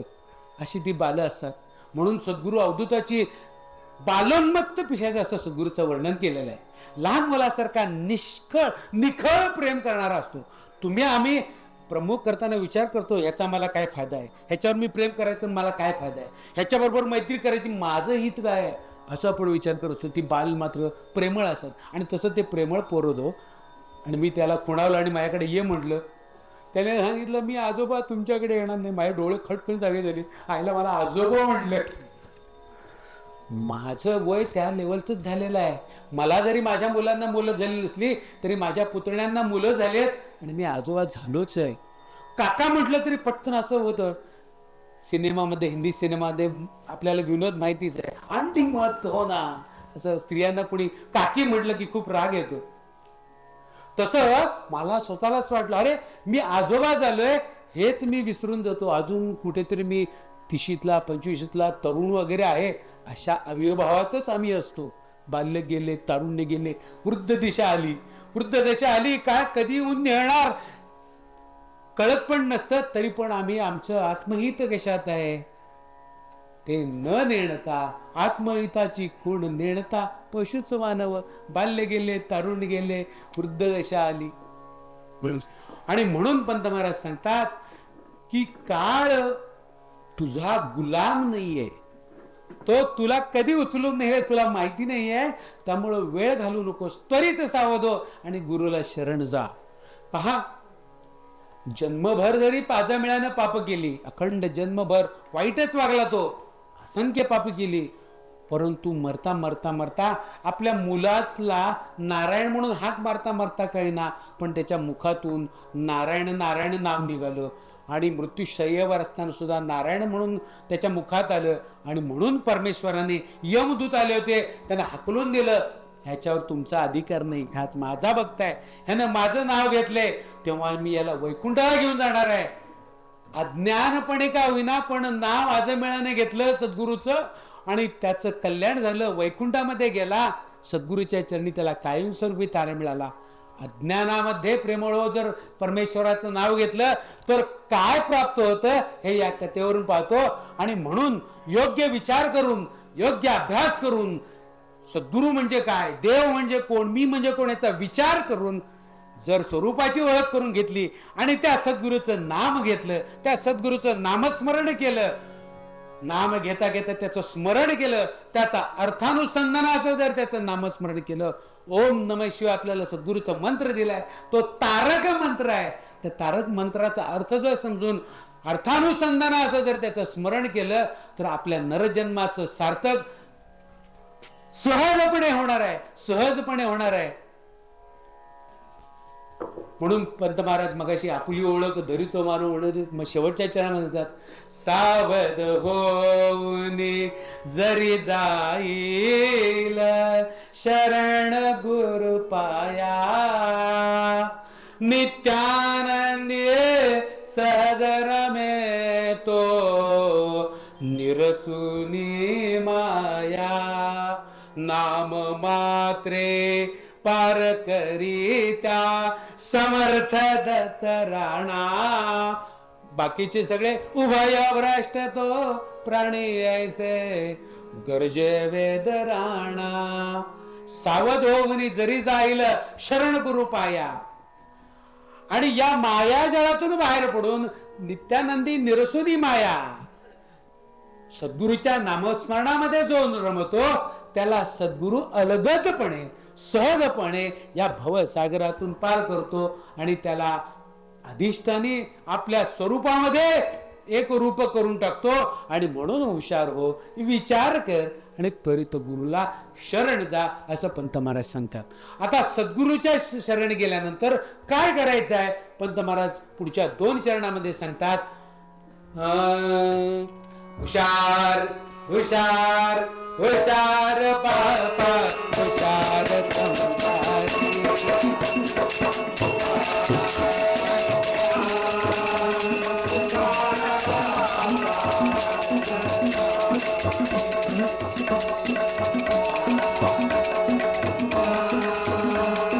हुशार बापा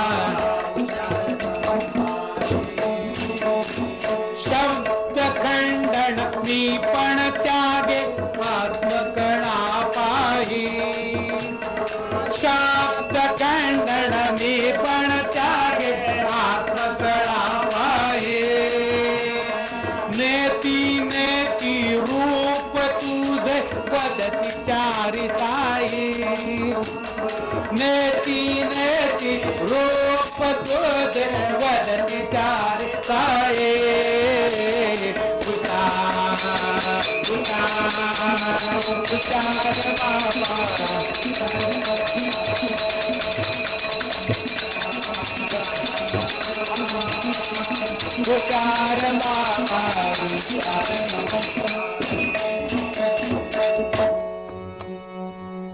शब्द खंडन मी पण त्यागे आत्मकळा पाही, नेती नेती रूप तुझे वदती चारी साही. आता सद्गुरूला शरण जाताना कसं जायचं आहे याचं वर्णन पंत महाराज करतायत. शब्द खंडन मी पण त्यागे, शब्दांचं खंडन करा. आता सद्गुरू सावध व्हायचं आहे, सद्गुरूला शरण जायचं आहे. सद्गुरूची भक्ती करायची आहे, सद्गुरूचा बोध वाचायचा आहे, वेदशास्त्रांचं पठण करायचं आहे. परंतु ते पठण करत असताना ते वेदशास्त्रांचा अर्थ सद्गुरूच्या कृपेने जाणून जायचा आहे, घ्यायचा आहे, आपल्या अकलेने नाही. सद्गुरूची कृपा न होता जर वेदशास्त्रांचा जर अभ्यास केला तर प्रेमळ होतं काय, तर मोठमोठे श्लोक पाठ होतात, भगवद्गीता पाठ होते, वेगवेगळे श्लोक, मनाचे श्लोक पाठ होतात. परंतु हे सगळं जर गुरुकृपेने केलं तर सर्व फोल आहे. का तर पंत महाराज, हसू नका तुम्ही रुसू नका, संसार हा शाश्वत नव्हे, विषयामध्ये कुसू नका. या पदामध्ये पंत महाराज सांगतात, वेदशास्त्र पठुनी, शास्त्र पुराण पठुनी, वेदांत सिद्धांत जाणुनी, शब्द ब्रह्म वाद विवाद अभिमान जळुनी, शब्द ब्रह्म तुम्ही फुगू नका, हसू नका तुम्ही रुसू नका, संसार हा शाश्वत नव्हे, विषयांमध्ये कुसू नका. वेदशास्त्रांचा अभ्यास गुरुकृपेविण जर केला तर फक्त शब्दांचं ज्ञान होतं, शब्द पांडित्य प्राप्त होतं, ज्ञान प्राप्त होत नाही. आणि म्हणून गुरुकृपेविण शब्दांचं ज्ञान, ब्रह्मज्ञान नलगे मज देई भक्ती बीज, असं पंत महाराज सांगतात. का तर सद्गुरु कृपेविण ते ब्रह्मज्ञान शुष्क आहे, कोरडं आहे, आणि ते अभिमान वाढवणार आहे, अहंकार वाढवणार आहे, आणि म्हणून ते आत्मघात करणारच आहे. म्हणून शब्द त्यागा असं म्हणतात, शब्द खंडन. आणखीन एका पदामध्ये पंत महाराज सांगतात,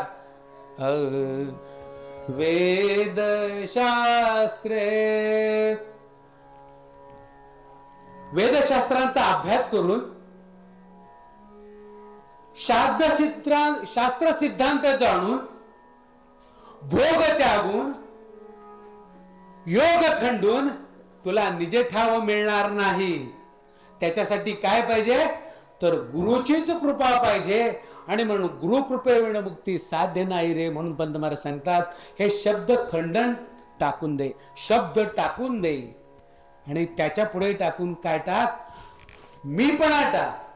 मी हा देह आहे, मी म्हणजे हा जीव आहे, हा भाव टाकून सद्गुरूला अनन्य भावे शरण जा. म्हणून पंत महाराजांनी आपल्याला प्रेमतरण मध्ये प्रेमळो, तन मन धन सद्गुरूच्या चरणी अर्पण करा. याचं कारण ते, ह्या सर्वांमुळे आपल्या ठिकाणी अभिमान निर्माण होतो. आणि हा जो अभिमान आहे, खरं पाहता प्रेमळ हो, हा अभिमान हे विषवत आहे, ही घाण आहे प्रेमळ हो. आणि मग ही घाण आपल्याकडे आपण ठेवलं की त्यातनं आपला घात होतो. आणि म्हणून पंत महाराज, जे विषवत आहे, जे तुझ्या आयुष्याचा नाश करतं, ते तुझ्या आयुष्याचा घात करतं, ते जे विषवत आहे ते माझ्या चरणी अर्पण कर म्हणतात. शब्दखंडन मी पण त्या घेतो.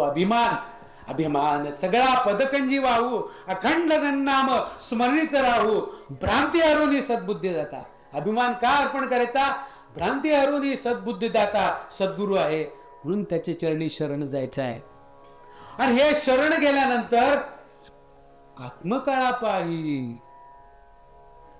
ही आत्मकळा काय आहे तर ही आत्मस्वरूपाची ओळख करून घ्यायची आहे. ही आत्मस्वरूपाची ओळख कोण करून देतो तर तो सद्गुरू करून देतो. उलट दृष्टीने देख मनुजा, उलट दृष्टीने देख. शब्द हे मुखातून निघत असतात, हे बाहेरचं दृश्य पसारा पाहून त्यानुसार शब्द निघत असतात. परंतु हा जो दृश्य पसारा आहे, हा दृश्य पसारा नश्वर आहे, तो शाश्वत काहीच नाही.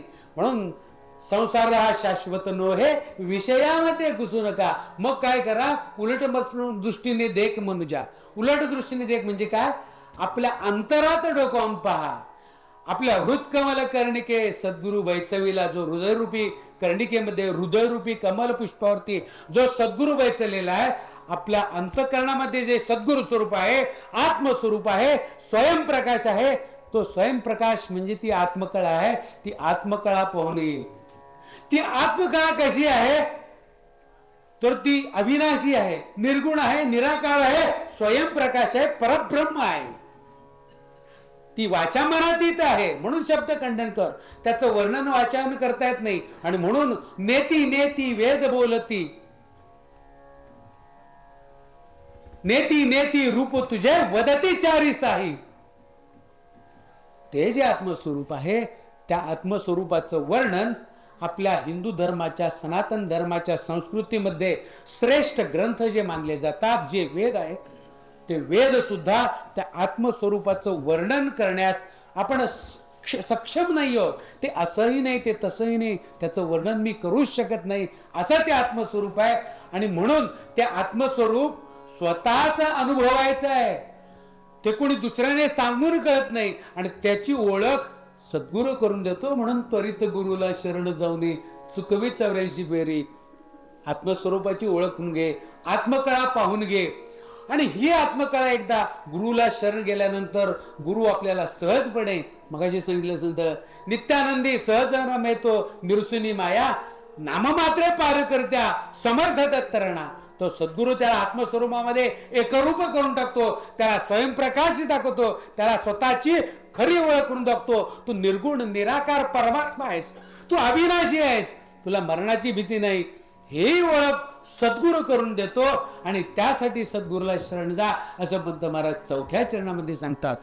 आणि मग त्याच्यानंतर स्वरूपाची ओळख करून गेली, त्या स्वरूपामध्ये एकरूप झालं की काय होतं हे शेवटच्या चरणामध्ये पंत महाराज या पदाचा सार सांगतात. हुशार हुशार हुशार बाबा हुशार संसारी, हुशार हुशार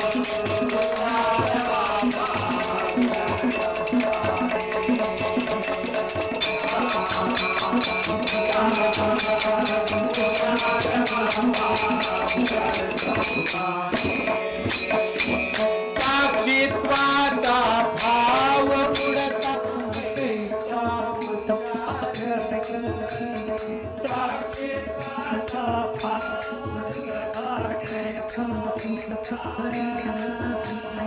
साक्षीत्वाचा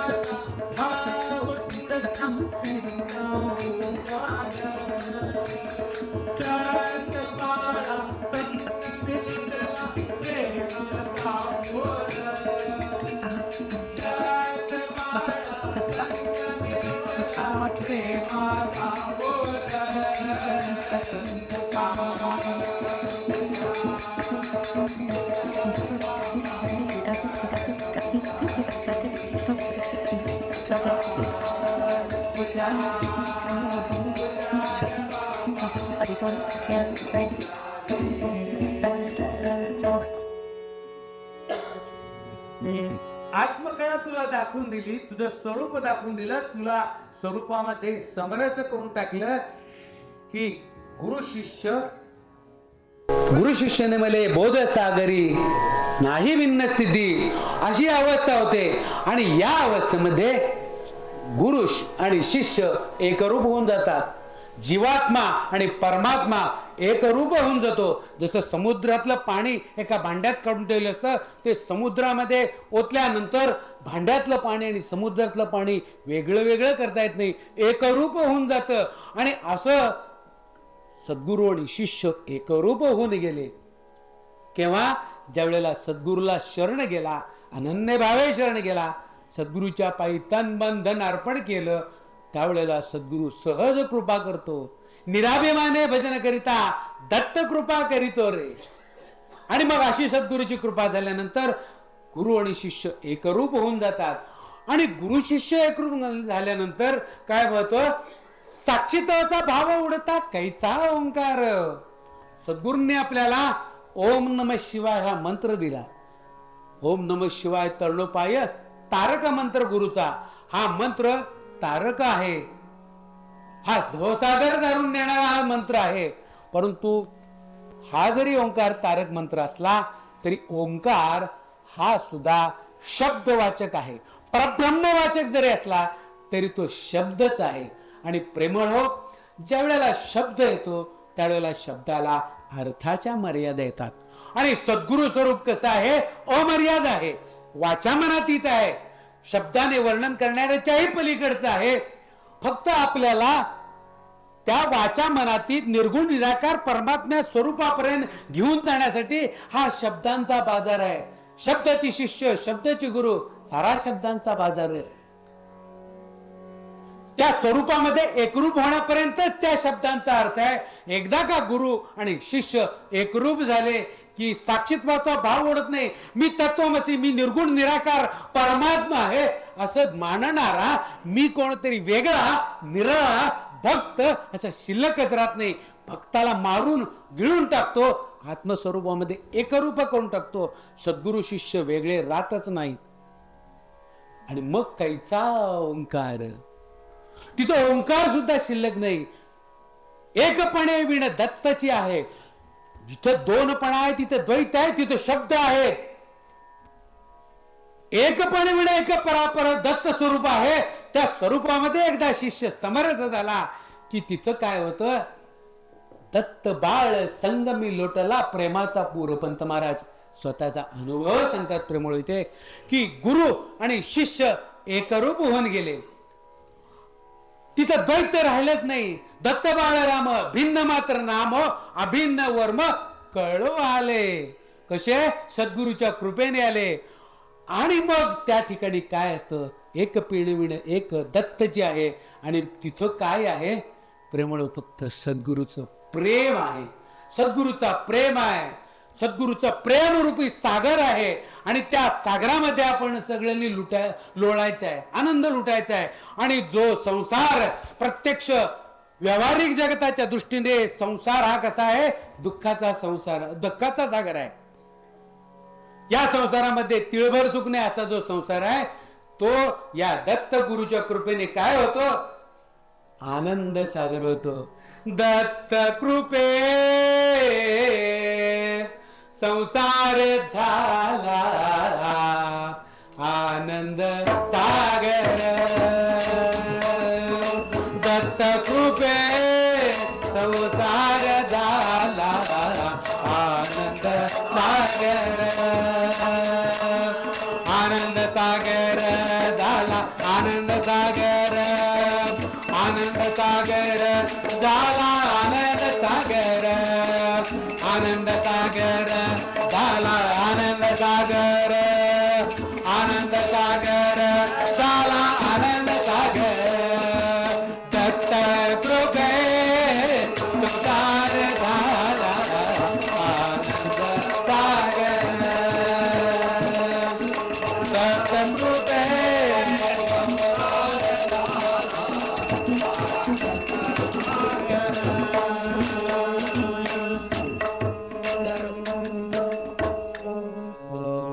जो संसार सुरुवातीला आपल्याला दुःखाचा वाटतो तो त्या सद्गुरूच्या कृपेने आनंदाचा सागर होतो.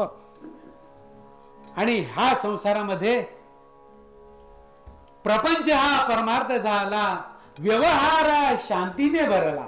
हा प्रपंच जो दुःखाचा वाटतो तो सद्गुरूच्या कृपेने शांतीचा सागर होऊन जातो, शांतीने भरून जातो. अशी ही निज शांती आहे, सद्गुरु भक्ती आहे, बंधुप्रीती आहे, आत्मशांती आहे. ही सर्व शांती आपल्याला कुठे मिळते प्रेमळ हो, तर त्या सद्गुरूच्या चरणी आपल्याला मिळते. आपल्याला आनंद आनंद पाहिजे असतो. आपण साऱ्यांची तळमळ सुखासाठी असते, आनंदासाठी असते. परंतु तो आनंद खरा कशात मिळतो हेच आपल्याला माहिती नसतं. आणि त्याची जाणीव सद्गुरू करून देतात. म्हणून त्वरित गुरुला शरण जाऊन सांगतात. आणि एकदा का त्याच्या चरणी शरण गेलं की जो काय प्रेम मिळतो, ते जे सुख मिळतं, त्याचा आनंद, त्याचं वर्णन काय करावं. पंत महाराज एका पदाने सांगत, हा एक मध्यम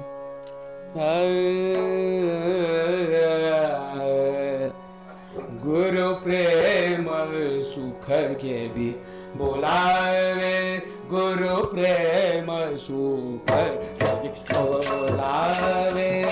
बोलता पराही मौनावे.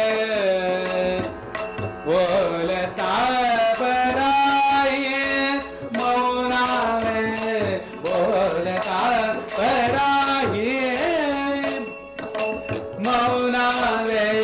गुरु प्रेम सुख बोलावे. गुरु प्रेम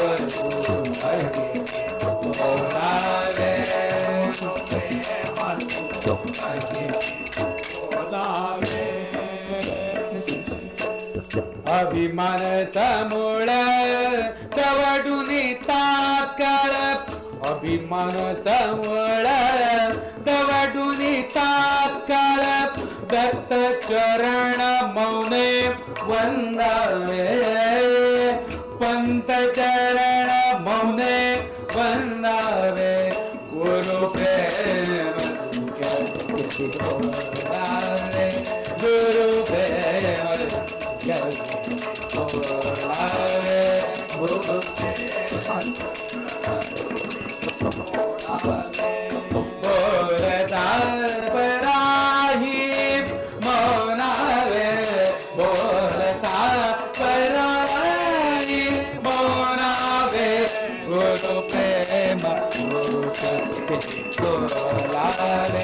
गुरु प्रेम गुरु प्रेम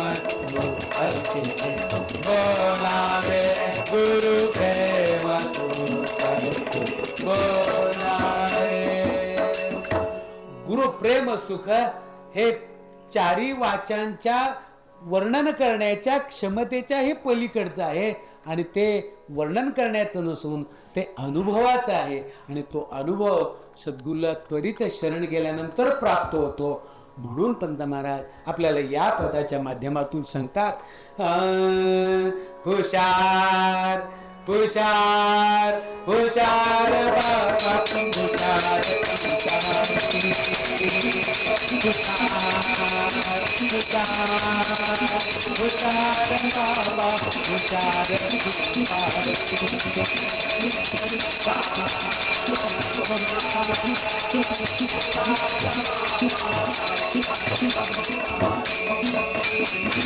करित गुरुला करण गाऊनी कवितवरांची फेरी करित गुरुला करण गाऊनी कवितवरांची फेरी हुशार हुशार हुशार बाबा हुशार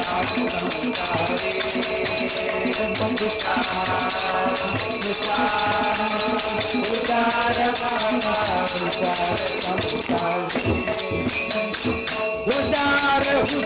हुशार हुशार संसारी हुशार हुशार हुशार बाबा हुशार संसारी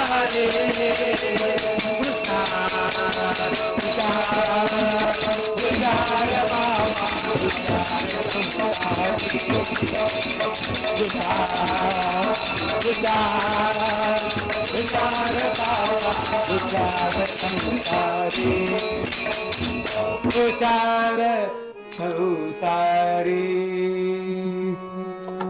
प्रेमळ हो, पंत महाराज या पदातून सांगितलेल्या बोधाप्रमाणे आपण सर्वजण हुशार होऊया, सावध होऊया, सद्गुरूला अनन्य भावे शरण जाऊया, त्याचं सतत नामस्मरण करूया, त्याच्या नामाचा अजपाजप अखंड चालूया आणि ब्रह्मानंद भोगूया, निज सुख भोगूया, निज प्रेम भोगूया आणि हे प्रेम आपण सर्व भोगून या सर्वाला देऊया, सर्व जगाला देऊया. कारण जग हे प्रेमाला भुकेलेलं आहे. जगामध्ये पैसा आहे, संपत्ती आहे, दाग दागिने आहेत, ऐश्वर आहे, पण निज प्रेम नाहीये, सुख नाहीये. ते सुख कुठं आहे? ते केवळ सद्गुरूच्या पायी आहे.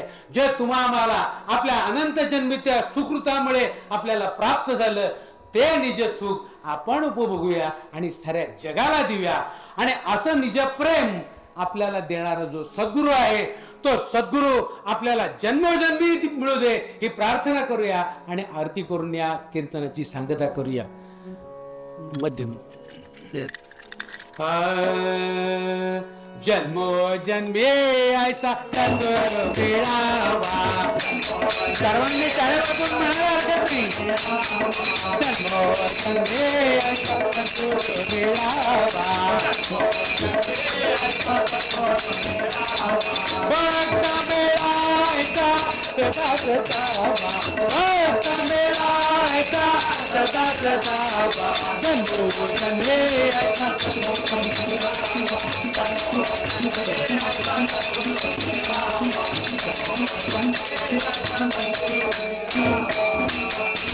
न लगे मोर अलगे भूखी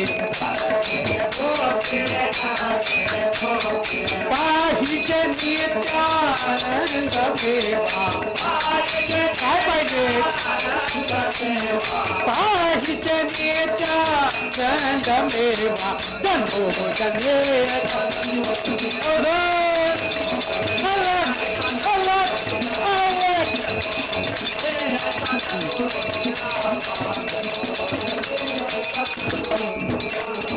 भक्त मेरा ऐका गता गता भक्त मेरा ऐका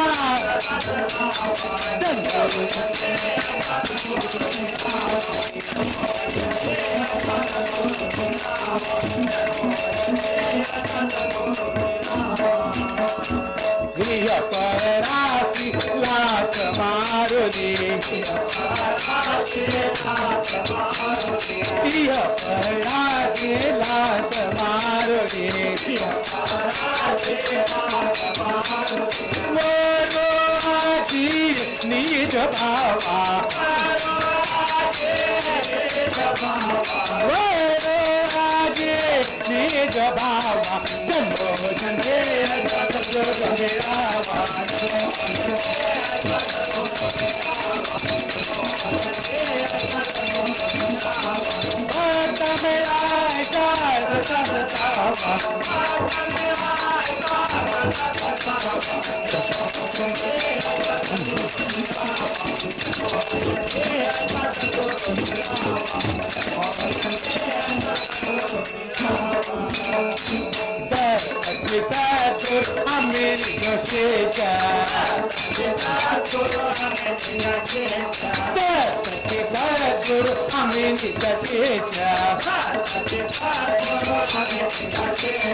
तोडून काकदा या दूध भावा तोडून काकदा या दूध भावा आपलं कर्तव्य आहे आम्ही न जोडो या दूध भावा तोडून काकदा या दूध भावा जन्मो जन्मे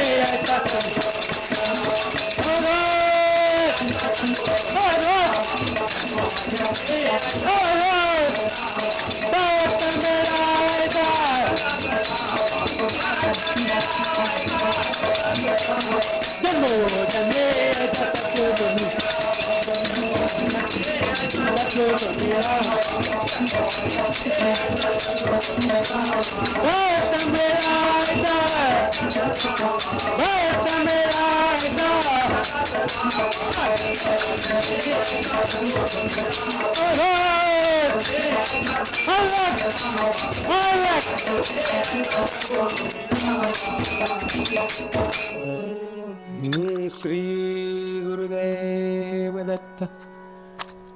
प्रेमळ चंद्रकृपी गुरुबंधू भगिनींनो, आज रामनवमीच्या निमित्ताने तुम्ही मला कीर्तनाच्या माध्यमातून सेवा करण्याची संधी दिलीत. मी तुमचा अत्यंत ऋणी आहे. तसंच ह्या कीर्तनाला हे मला साथ देणारे सर्वजण माझे गुरुबंधू, त्या सर्वांनी मला सांभाळून घेतलं, त्याबद्दल या सर्वांचाही मी अत्यंत ऋणी आहे. आणि ही झालेली सेवा त्या सद्गुरू माऊलीच्या चरणी अर्पण करून, त्या गुरुचरणी वंदन करून, तुम्हा सर्वांच्या चरणी वंदन करून, सद्गुरूची आरती करून आपण कीर्तनाची सांगता करूया. परंतु इथून जाताना आपण प्रेमळो, आपण लक्षात ठेवायचं आहे की सद्गुरूचा हा जो बोध आहे तो या कानाने ऐकला त्या कानाने सोडायचा नाहीये.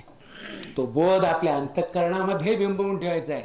कारण हा सद्गुरूचं बोध हेच निर्गुण स्वरूप आहे आणि सगुण स्वरूप आहे, आणि त्याचा आपल्या अंतःकरणावरती उमटलेला ठसा हे सद्गुरूचं निर्गुण स्वरूप आहे. आणि जर आपण हा बोध जाणून घेतला आणि आपल्या अंतःकरणामध्ये साठवून ठेवला की सगुण निर्गुण ऐक्य भावाने भजन क्रम नित्य चालावा, हा जो महाराजांनी नियम घालून दिला तो आपोआप पाळला जातो. आणि मग आपल्याला निज सुख ब्रह्मानंद अपाठ मिळतो, अलोट मिळतो. आणि मग आमच्यासारखा श्रीमंत या त्रिभुवनामध्ये कोणीच नाही. पंतप्रधानांचे शिष्य बालगोविंद म्हणतात, आम्ही श्रीमंत श्रीमंत आजी देखला अवधूत. हा जो अनुभव आहे तो आपण अंगी बाळूया, साऱ्या जगाला प्रेम देऊया. आणि याच्यासाठी देशाचार, कुलाचार, वर्णाश्रम, धर्म ह्या सामाजिक नीतींचं पालन करूया. स्वच्छता पाळूया, शिस्त पाळूया, सदाचार सद्भक्ती पाळूया, प्लास्टिकचा वापर कमी करूया, वृक्ष लागवड करूया, साऱ्या जगाला अवधूत संप्रदायाचा आदर्श घालून देऊया आणि या जगाला प्रेम देऊया. आणि आता प्रेमळ हो, पुनश्च तुम्हा सर्वांच्या चरणी गुरुचरणी अभिवादन करून आरती करून आपण कीर्तनाची सांगता करूया. आरती अवधूता जय जय, आरती अवधूता जय जय, आरती अवधूता जय जय, आरती अवधूता जय जय, आरती अवधूता जय जय. मी तूपणाचा भाव टाळगोने, मी तूपणाचा भाव टाळगोने, मी तूपणाचा भाव टाळगोने, दर्शन दे संता जय जय, आरती अवधूता जय जय, आरती अवधूता जय जय,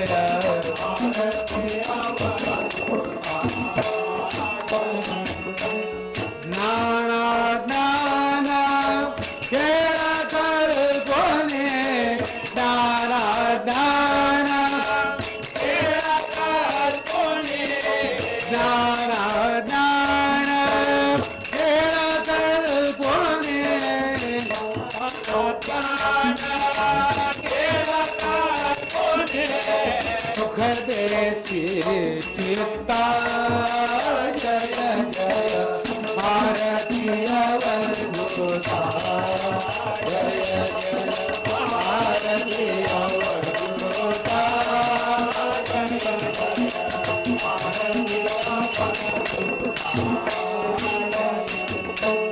प्रेमास्तवा जन्म घेतला, प्रेमास्तवा जन्म घेतला, प्रेमास्तवा जन्म घेतला, प्रेमास्तवा जन्म घेतला, बाणली तुळदता जय जय, आरती अवधूता जय जय, आरती अवधूता जय जय, आरती अवधूता, आरती अवधूता जय जय, आरती अवधूता, आरती अवधूता आरती अवधूता, आरती अवधूता,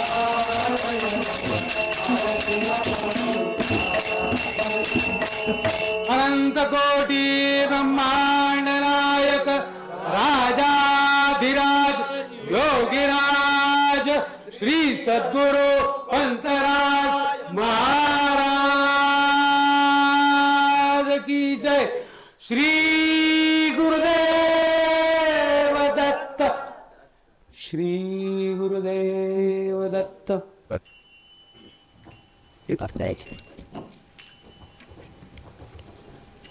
श्री